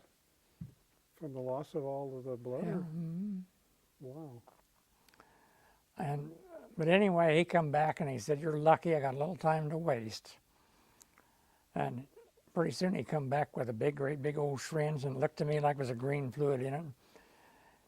He just stuck it in the tube and squirted it in there, and he pumped up that cuff, and I watched the blood pressure going up like this. They took me in the operating room, and they explained to me the procedure. You know, he said, I'm going to take the shrapnel out. I had a hole through, but I had a piece about the size of my little finger still in there. And he said, we're going to give you ether. And he said, put this cone over your face. You take 2 deep breaths, and then when I tell you, you take 2 shallow. I took my 2 deep breaths, and that was the worst mistake ever made, I thought, because there wasn't nothing. And he said, now 2 shallow, and I was out. Oh. And the next thing I knew, they was flying me back to an airfield at Paris, heading back to England. And they put us in this hospital, transit hospital they had there. I forget what they called them then, gassy-vacs or something or other. And I remember them picking I and another guy up, two fellas did, and took us into a vacant ward. Set us down. We was there a couple hours, I reckon, and some people burst into the room. What in the hell are you doing in here? And said, we've been holding up a shipment for you. We was going by plane to England. Well, we didn't have any choice. They carried us in there, you know. They put us on a, I don't know, it was a C-46 or C-47. If you ever rode one, they take off by a series of hops. Oh, Keep getting bigger and bigger and bigger, and then they finally get one that'll make them airborne. And you land to reverse, you know, a great big one and a smaller one and smaller till they can hold the wheels on the ground. And I don't know where we landed, but then I rode a train across England to just about to Wales. And we was, I think, 8 miles from the Welsh border, they told us. And I was in an old English-built hospital there. It had 3 stoves in the ward to heat it. And they kept it cold. if I may interrupt, before we continue, I don't want you Okay. to forget, but I'd like you to, as you think back on the service on the continent, we were talking earlier off camera about your experiences as a new man in an experienced troop and what the way the Army trained the infantry during this period. Yeah. I would hope you could comment on that in your own Well, experiences. they give us this, what they called infantry replacement training. And you were supposed to be able to take any position, and you know, in a rifle squad or whatever. And you supposedly fired all the weapons. And it's a horrible method. You need to train with the people you're going to fight with. I mean, this is my opinion. But the guys I went up to, they treated me real good. But you were, instead of being a whole unit that had trained together, you were a new boy, Yeah. newly trained person going with veterans? Is that the Yes, system? uh-huh. Oh, They'd been there since November the 13th, and it was about the 20th of January when I got there. And they'd went through the major battle of the Bulge. and how did they treat you? How did they treat you? You were, Real good, most of them, you know. They tried to give me suggestions and all of this, and tell me where to dig in and everything. so they did accept you as, They did accept me real well. Most of those guys were from Army Specialized Training that had got transferred into the 99th when they disbanded the ASTP and took them as infantry soldiers. And they had went to, I think the 99th Division was in training then at Paris, Texas. And they'd went down on the Louisiana maneuvers, and some of the guys told me that they preferred combat to the Louisiana maneuvers. oh my, They was down there in the spring, and it was flooded. They said the bull alligators were roaming up and down Company Street, and the water was knee deep. oh my. But I go up alone in this mortar section, and Roger got into the as section runner. Right. But we saw each other most days. Okay. But I never knew there was so much distance between squad level out there and the CP until years after the war when I got back together with Roger. And what they was feeding us that week, I was there at Halfen, but what I got of a morning, we got 2 meals, of a morning was either 3 little pancakes made with flour, and we used Dr. Lyon's tooth powder for baking powder. Gives it a mini flavor, but it rises it. Oh my God. And syrup was sugar boiled water, you know. Or 2 slices of French toast, and night we got some Spam, some dehydrated potatoes, or some C-ration hash and some dehydrated potatoes. I weighed 165 pounds when I You went said there over. was a big difference between that Well, and the Roger CP? was back at Yeah. the CP, and he told me he thought he held the European Championship on pancake eating. They had more than 3, they eat? He had all he wanted. Oh no, I see. There I was eating 3 little pancakes about so big. You were going to say what your weight was when you did this. When I got back to the States and they cut me out of that double spiker, the doc said, "What do you weigh, son?" And I said, 165 pounds, real confident, because that's what I did.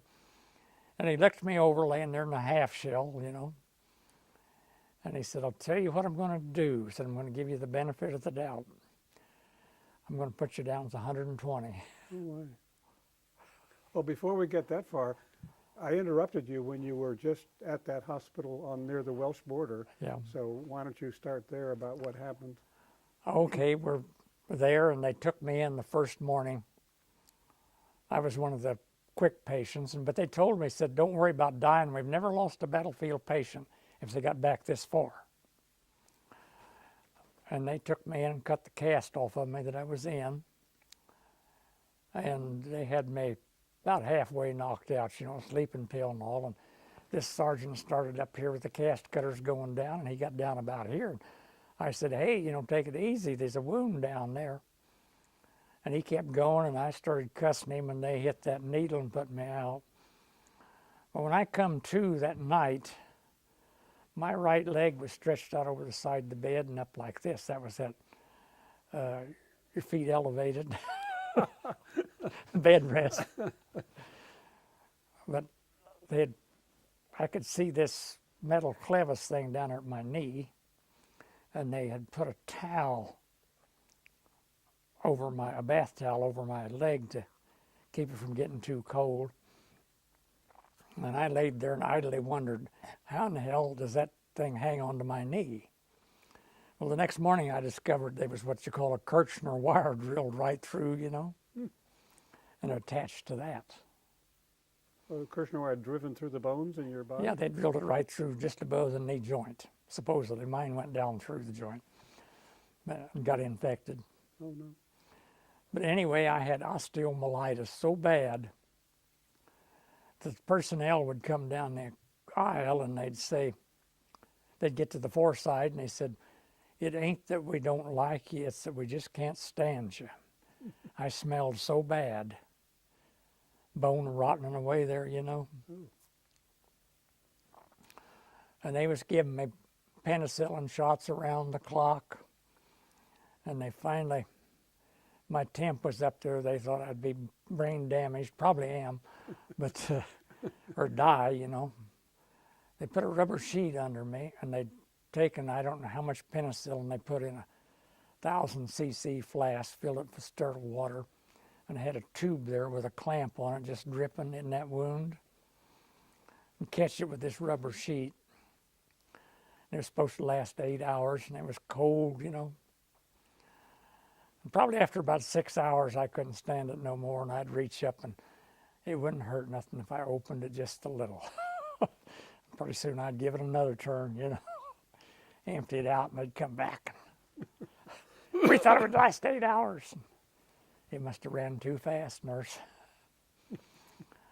So at times they were concerned that you wouldn't survive. Right. Were there times where they were concerned your leg wouldn't survive and they might have to amputate? The first doc had told me I wouldn't survive an amputation at that time. And when the doc cast me up to leave the hospital in England, he told me he thought I was going to break his record. And I wasn't thinking. I said, "What record's that?" And he said, "I thought you was going to die on me." And I said, "Oh, no, I never worried about dying after I once got to the hospital. I thought Paul was going to die." And that was the guy that come in and he'd joined the 99th, my division, taking him up as a replacement, and they was fighting in a town. And after dark, they took him up, and he said, the sergeant told us we was on one side of the street, and the Germans was in the basement on the other side. We was firing across the street. He said he got lost, went down the wrong street, and we ran into some German soldiers. And he turned and ran, and the Germans managed to kill the sergeant. Paul killed one of the Germans, but he got shot through the leg just above the knee. And he didn't know where to go. He laid there in the street the rest of the night. He took off his belt and put it on as a tourniquet and didn't loosen it, laid there all the next day, and he said, the next night I figured I had to do something. So he decided which way, thought it sounded like the right kind of rifles firing, and he crawled that way and tumbled in a basement. And he guessed right, he was back in 99th control. But anyway, he'd left it too long, and our captain, the surgeon, was a wonderful man. He'd come in the middle of the night to check on you, you know. And Paul was there probably second night, and he come in, old Worthington turned on the lights, and his nose went up, and he hollered at the nurse, and he said, call surgery. Come back there and threw back the blanket and sniffed and said, get that gurney here right now. And a gas gangrene had set in, and they had to amputate. Did that save his life? Yeah. Oh, good. So the doctor said he was worried you were going to break his record, but you Yeah, didn't. I was going to die. And you. And he proved said, him oh wrong. no, Paul was never in any real danger. He said, you know, once we got his leg off. But there was the infection I had was different. It was osteomyelitis, and Yeah. I had a swelling about so big, and it just looked like bone there. You have 4 sets of muscles, the quadriceps down the top of your thigh. I got part of one left. The nerves are all screwed up. The blood vessels are all screwed up. Over the course of not too long afterwards, the hair all came ingrown hair down the side of my leg, a place about so wide from the knee to the wound. And when I'd pull them out of there, you know, they'd make a little pimple. It's like somebody stabbed you with a ice pick, just anywhere on that thigh. You didn't know where, but you was going to get stabbed because those nerves were all screwed up. But anyway, I laid there for 8 weeks in traction, and finally the wound healed up. Well, it's still draining just a little, but mostly healed up. And they put me in a cast to ship me out. And after the first few weeks, when I got over that worst infection, you know, got tired of sleeping and all this. We had a character in there, and I thought he was about 18. I don't know what he was, but apparently he had some kind of a musical education, and they had the intercom, and they'd play requests. Well, we was hearing One Meatball. Do you ever hear that? Yeah. And Busted Valentine and all this kind of stuff. And I told old Slim, this guy that knew a little bit about music, I said, take a request down there for me. I want to hear some country western. And he wanted something classical. And so he figured out all kinds of classical stuff. And you had to sign a request and turned them in. And the guy down there on the radio, he said, well, boy, they got some musicians in there for all of this stuff, you know, for Brahms and Bach and all this stuff. And he did play a little bit of country western, not much. Not too much classical. Like I said, it was all One Meatball. Ooh, that was a horrible song. Particularly when you heard it 5 times a day, you know. And old Slim had been hit. He'd lost most of his shoulder blade, maybe all of it. And he could move his arm like this with it hanging down, you know. But he could move it to the elbow, but he couldn't move the upper arm. And they're telling him how good he's going to be, you know, how good they're going to fix him up. And he's trying to pin them down. So they're in there one day, and he said, will I be able to do this and do that? And they're saying, yeah, yeah, yeah. And he said, play the piano? And they said, yeah. And he said, that's damn funny. I never learned how to play the piano yet. Oh, I don't believe. Yeah, that happened. Oh, amazing. And we were a bad group. That's such a classic story. That's great. Oh, I got one more story you got to hear about this, Go right ahead. Ward. They had an overflow group in a tent out there. And there was at least 3 guys out there, and didn't have to be, but they preferred it out there. Oh, And the ward was not more than half or 2/3 full. But they could go out a side door and go to this tent, and it apparently had a fence around it like a stockade. There was a gate they could get out. And these guys' English girlfriends got to come in and spending the night. Oh my. Yeah, illegal. So one night the MPs raided. And a bunch of the MPs come through the gate and 2 come through the ward. Was telling us shush, you know. And they get back there to the door, the ones bust in on the other side. Well, they nailed 2 guys and their girlfriends. And the third guy, he come through the ward door into the ward. And he just tramped down these 2 MPs and walked right over them. What? Had his girlfriend by the hand and streaked out through the ward. You talk about streaking, they streaked. Uh-oh. Well, the MPs was going to make us identify them, and I didn't know them anyway. Hell, I'd seen them go through, but I didn't know them. But we all told them that when they brought guys in, you know, they had a uniform on or pajamas or something, and we said, well, we couldn't identify them that way, but if they'd make them take off their clothes. Of course, that didn't fly, you know. But anyway, we stayed there. I stayed there 8 or 10 weeks, and then got trained up through Scotland and came back on the Aquitania, the world's 3rd largest passenger ship. And it couldn't get even into the port to the pier there, and they had to take us out on lighters, small boats, you know. And I don't remember if they had something or other inside the ship, the opening that was down with the level where we was or not. But anyway, we was taken aboard there, and I was right in the very center of the ship. We got back to New York. We came in 5 1/4 days. Oh, what, are they taking you 15 days to go? 15 days going across, 5 1/4 coming back. We pulled into New York, and the guys were all at the portholes screaming and hollering, and there was all kinds of ferry boats and everything out there greeting them, you know. And they was one of these tugboats. Were they greeting the ship, or they were greeting the returning service? They were greeting us, you know, Oh, the how returning nice. ship load of, Service people.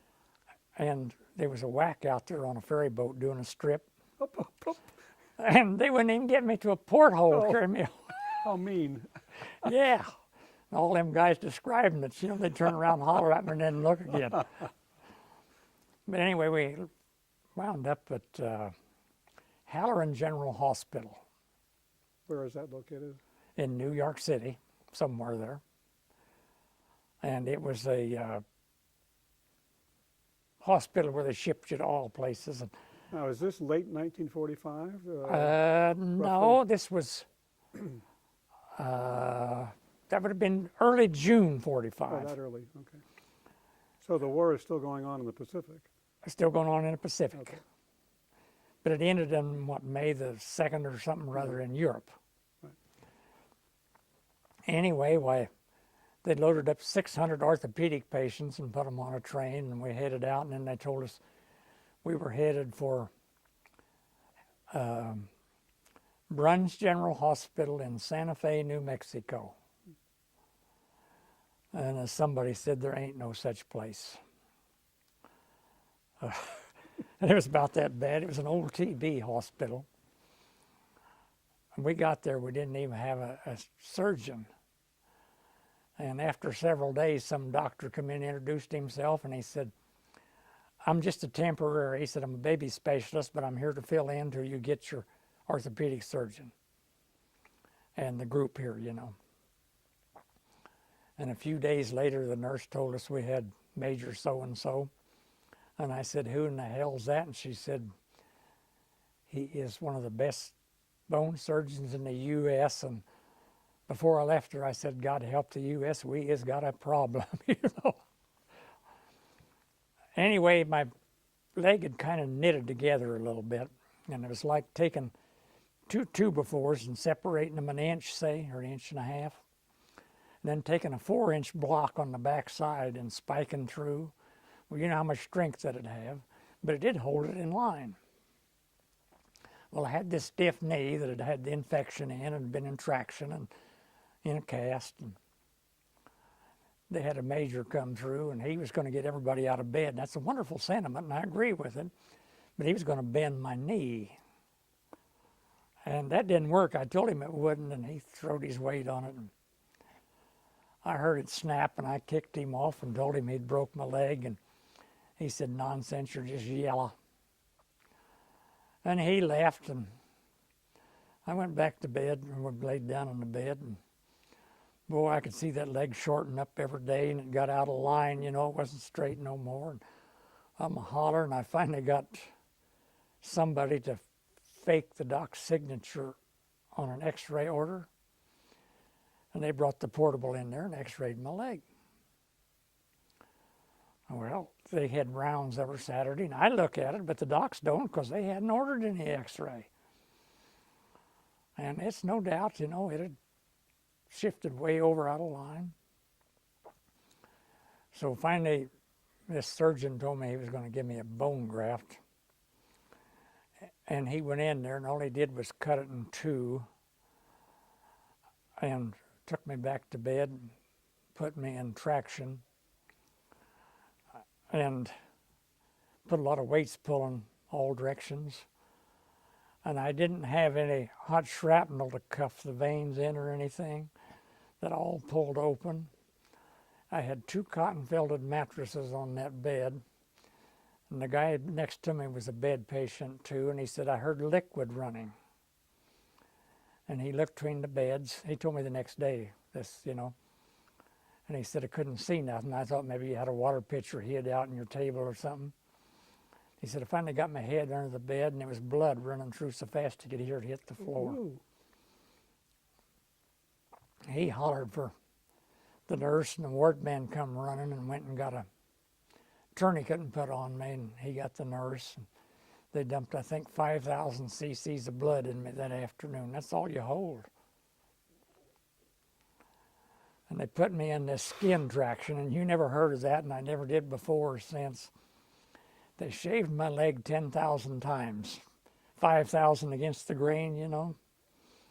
And then they put something on it that smelled just like gasket shellac that we used to use, remember? And then they had a wooden sole, and it had a recessed hole right in the middle of the arch.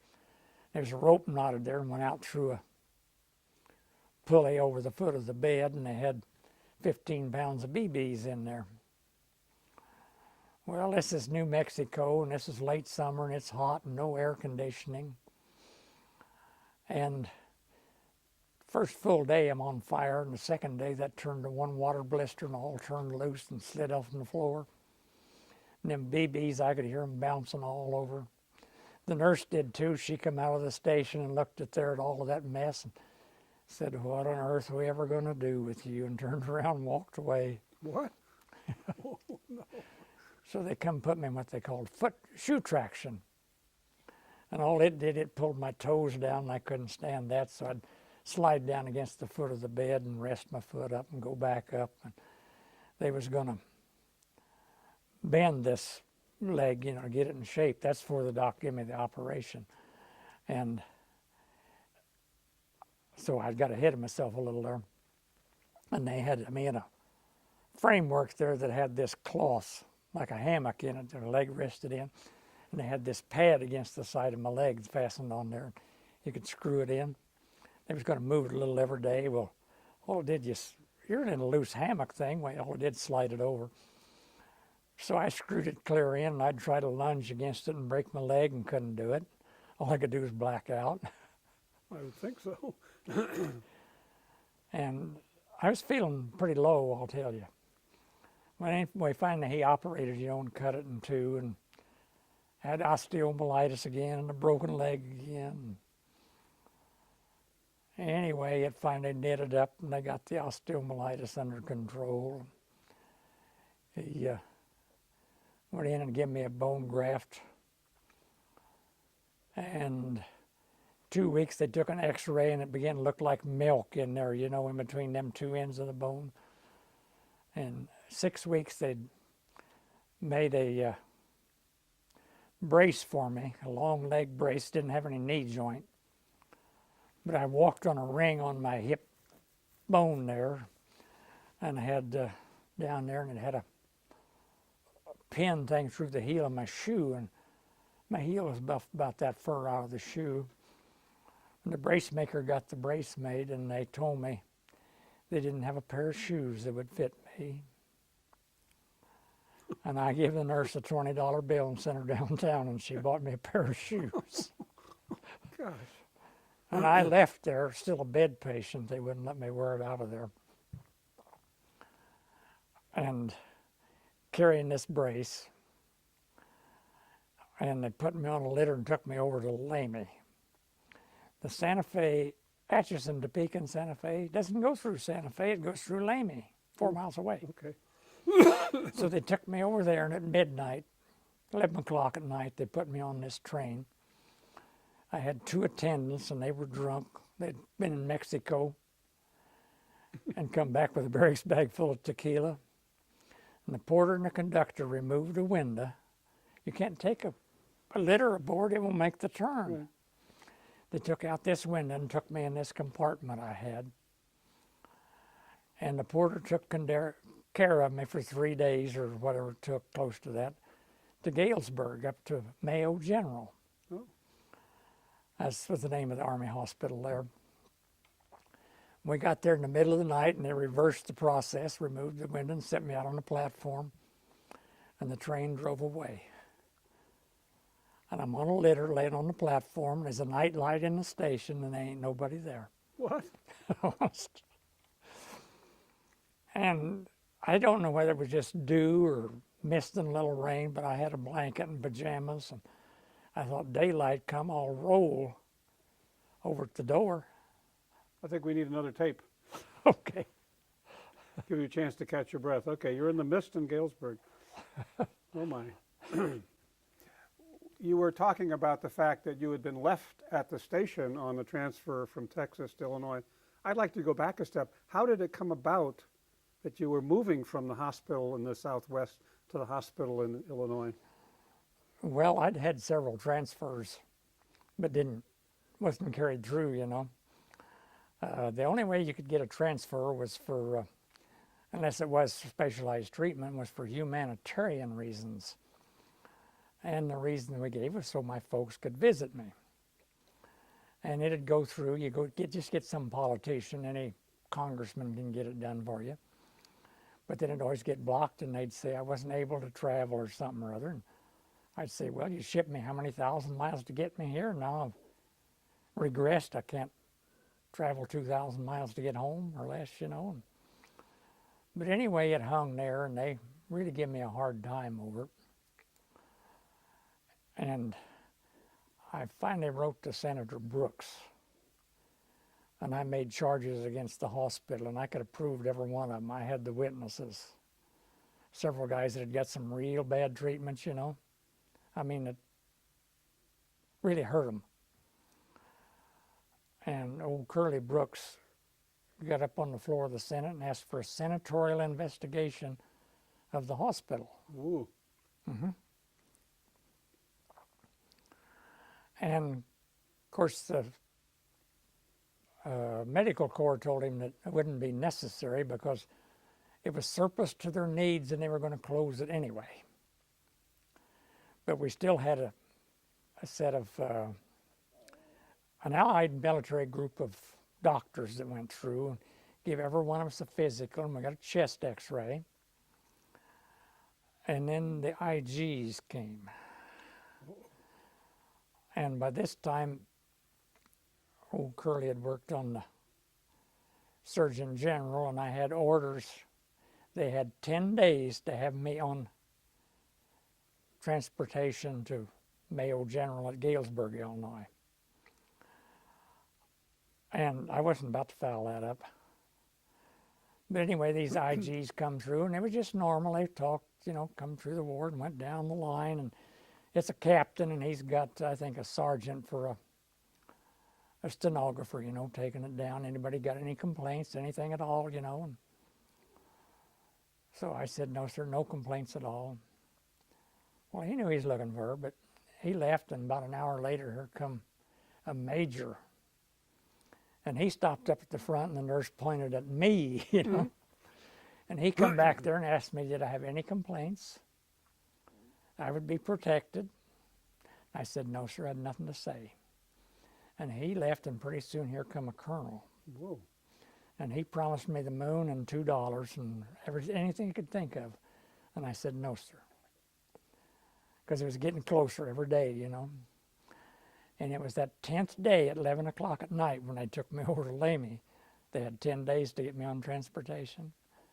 It's 10th day at 11 o'clock at night when they took me over to Lamy and put me on that train. And that's how I got out of there. So they got you through the window, into the train, through the window, onto the platform, and now what happens? Okay, I ride to Galesburg, and they stop there in the middle of the night, reverse the process, and, you know, he puts the two ends of the litter on there and runs outside while the other guy holds it, and then they carry it through to there, and that guy comes out and gets it in, you know. They set her down there, and they get back aboard, and the train drives away, and I lay there. And I look at that night light, and I think, well, when somebody comes to work, I'll get over there. I'll roll over there or crawl or something. And it probably wasn't very long, but it seemed like a long time.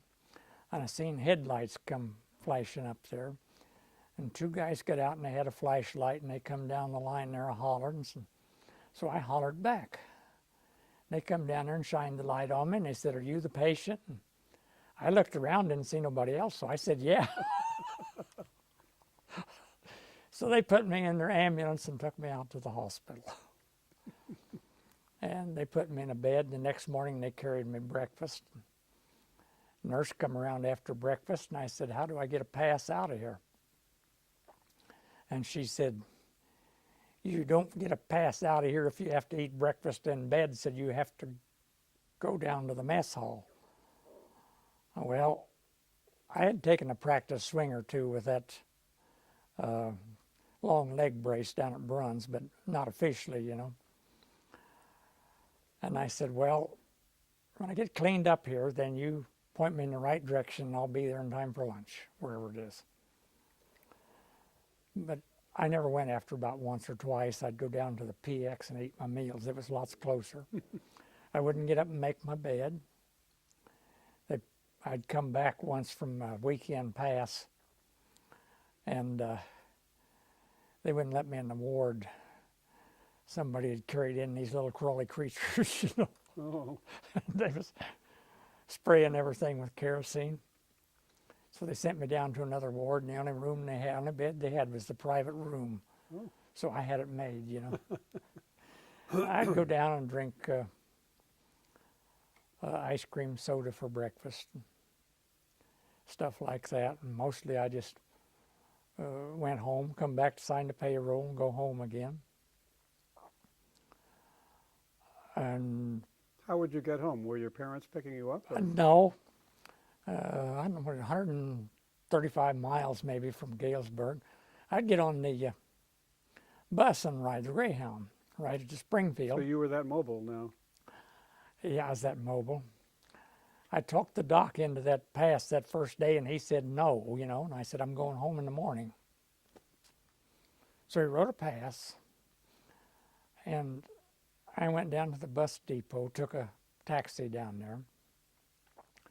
You know how high that first step is on a Greyhound bus? Very probably. And I've practiced a little bit the day before on these crutches and long leg brace, and I stood there in front, I got balanced and got my left leg up, crawled up there and got on inside. Started back, and there wasn't room enough to sit down at those seats with that long leg brace on, you know, my leg out like this. I went clear to the back, and there was a row of seats clear across the back, so I sat there with my leg up, taking up all of it. So there was people, they sold every ticket, every seat. Some people had to stand, and they'd stand there and say, I guess he wants all those seats. And I sit there to Springfield to cussing them, saying, yes, I want all these seats. Were you in uniform? Yeah. Okay. Had my crutches and my brace and all that. But as I said, I loafed around there for mostly for 3 months. And they never give me any therapy or anything, no treatment of any kind. And they issued me one uniform. And one time they took us over to the U of I over here to, I think they had the Big Ten track meet over here that year. And I watched Herb McKinley set a new world's record with a quarter mile. We was on like a Greyhound bus, Army bus. Our driver wasn't checked out in it. Were you familiar with Franklin Street Bridge in Peoria? No, I don't. Oh, Had a crook in it. He hit both sides, coming and going. Scraped it. add excitement to the trip. Well, he had an excuse going back. We were all drunk, Oh. including him. Well, why was the Army keeping you in if they weren't doing anything for you? I don't know. Maybe they didn't want us out. But anyway, I'd go home, come back. I went home on one, was feeling a lot better, and I left my long leg brace at home. Went back with my crutches. The next time I went back with one crutch, and the next time with no crutch. Hobbled in, I got myself 2 canes and carried them for a few days, and then 1 cane. Took a couple of canes home. I still got them around there, one of them at least. So you were doing your own therapy, basically. Doing my own therapy. Try to bend my knee. I'd sit on the edge of the bed and I'd take like a gym bag and weight it down and put it across my foot and try to pull it down. Get up and throw all my weight on it, and I couldn't make it bend very much. I worked it loose a little and it soon tightened back up. But I had full range of motion in my hip at that time. I had good balance, and I thought I could do anything anybody else could do except bend this knee. And finally they told us they were going to give us a CDD, Certificate of Disability Discharge. And some of the medics told us that don't sell out too cheap. Well, I didn't know what the hell they was talking about. I got out with 50% disability. And that was $33 a month back then, every month, whether you needed any money or not, you know.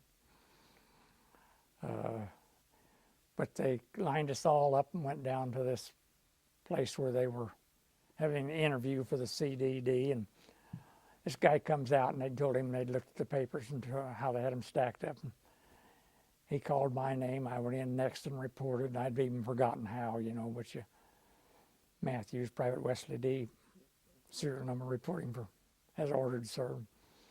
I said, ah, yes, and they're standing there talking. There's a couple of Air Force officers.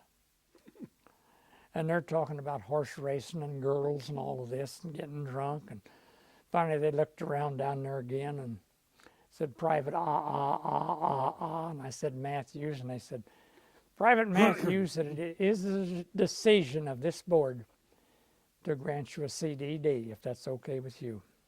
And I said, okay. Did they also determine the percentage? No, that had been determined somewhere by the VA, I think. And so we had about a week of going through all the exams you had to, you know, and signing out and everything. And that last day when we was to go get our discharges signed and get out of there, I think about 9:30 of the morning, and there was transportation everywhere. They could have went to St. Louis, Chicago, Peoria, Springfield. And the commander of the detachment was getting a haircut.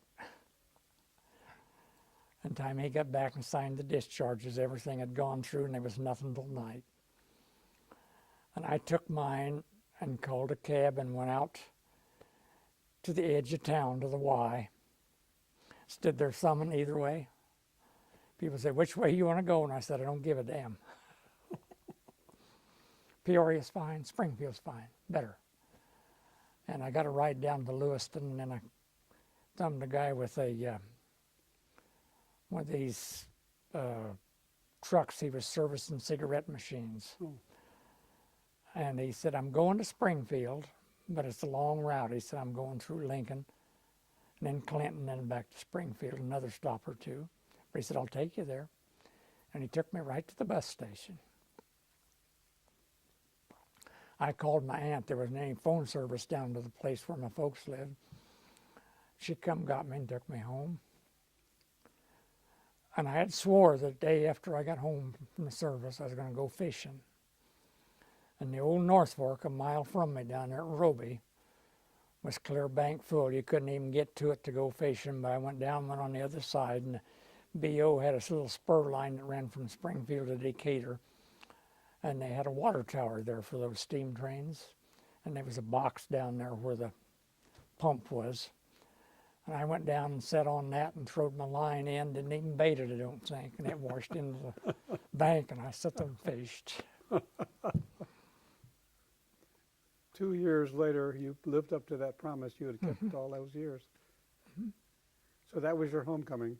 That was my homecoming. I mean, you'd been home during your Yeah, I'd been home quite a convalescence, few but times. This was the final That was the final time. step. That must have been quite emotional in some ways. Yeah. So you never had a parade other than the greetings in the New York Harbor. Yeah, that I couldn't even see. Your friends weren't very nice to you. Yeah, I didn't get to see the striptease. How maddening. I thought so. I mean, any red-blooded American boy would have wanted right there at that porthole at least. Exactly. They said she took her bra off and threw it in the harbor. Oh my, that was a celebration. Well, do you feel the 50% was a fair decision despite the No. process? I had no idea what it entailed. A stiff leg. You have difficulty tying your shoes, putting on your socks, and I've had a hip replacement total on both hips, and you don't double up at the waist. So I use a long-handled shoehorn to get my shoes on, and then I can tie my shoes. And I lasso my toes to get my sock on, and then I work it on with my foot on the floor. Linoleum or tile won't do. You got to have carpet. You're handicapped too many ways. I worked in the building trades as a carpenter for years. Well, I'd sit down to nail baseboard.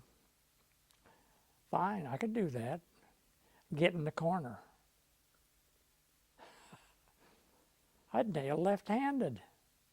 Had to one way or the other.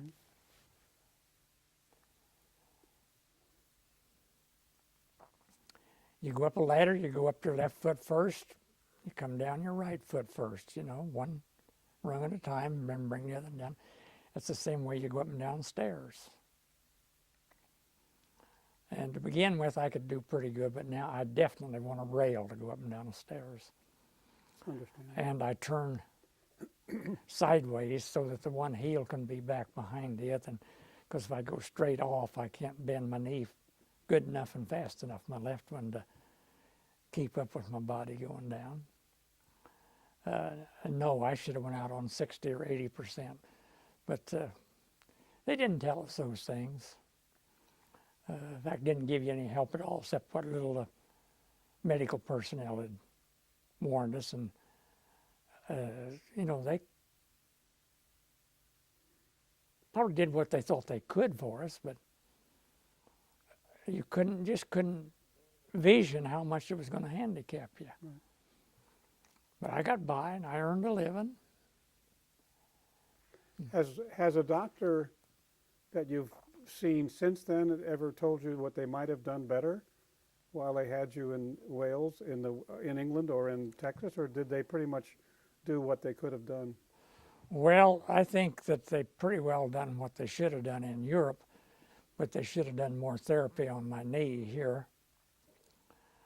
And they did a little down at Bruns General when they could, when I was not in a cast, you know.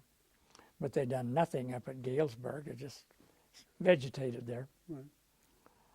I had to do my own, and I worked at it.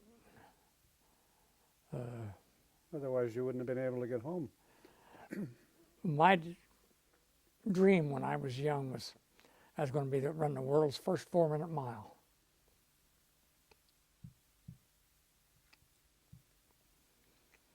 Because you had been a track person in high school, if I remember. I ran the mile in high school.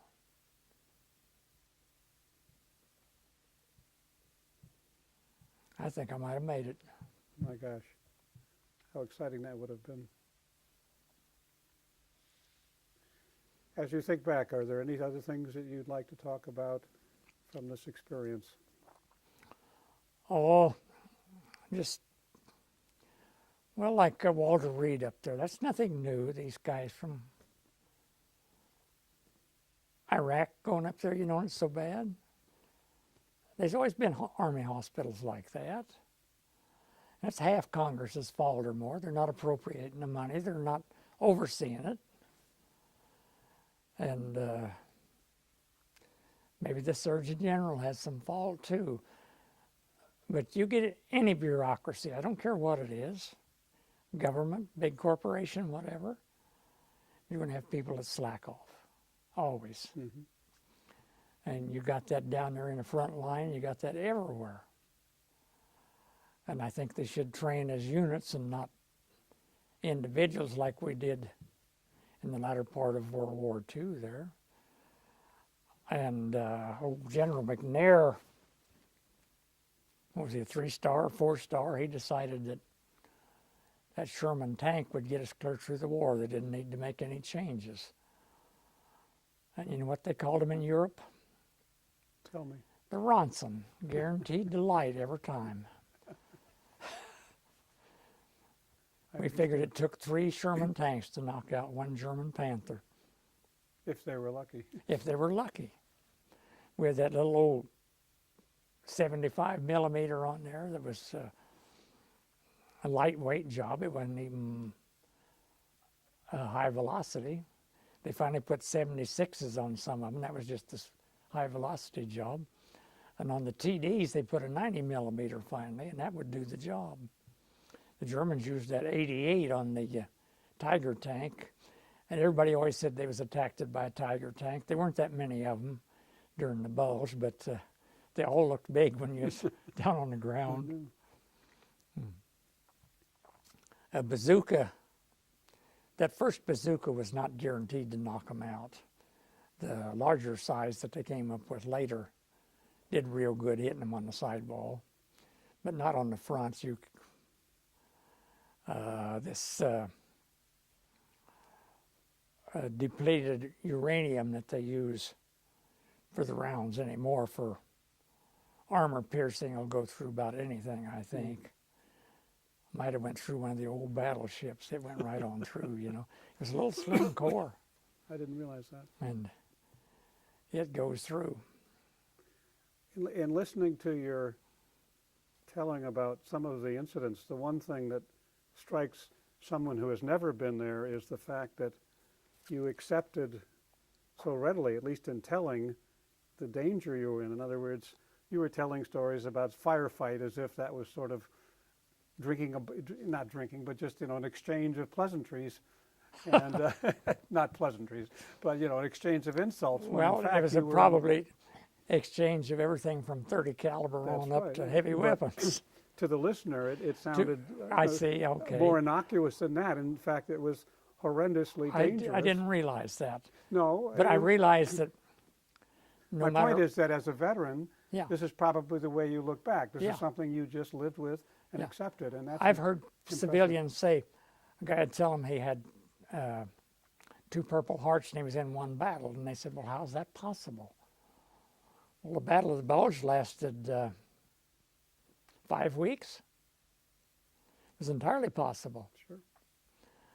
And some of them lasted longer than that, I think.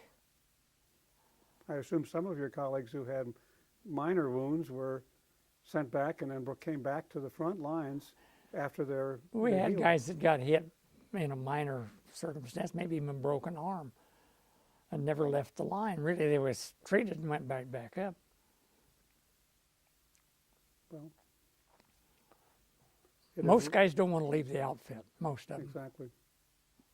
Because when you come back in a different outfit, you're back as a new person. Yeah.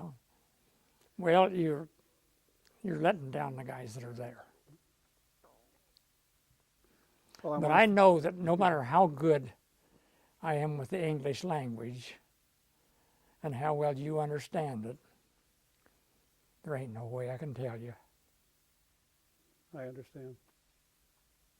That we won't understand, yes. Well, I want to thank you for being willing to share your story with us today and for what you did Well, during thank you. 1944, 1945 for us as well. Thanks again. Thank you, both of you.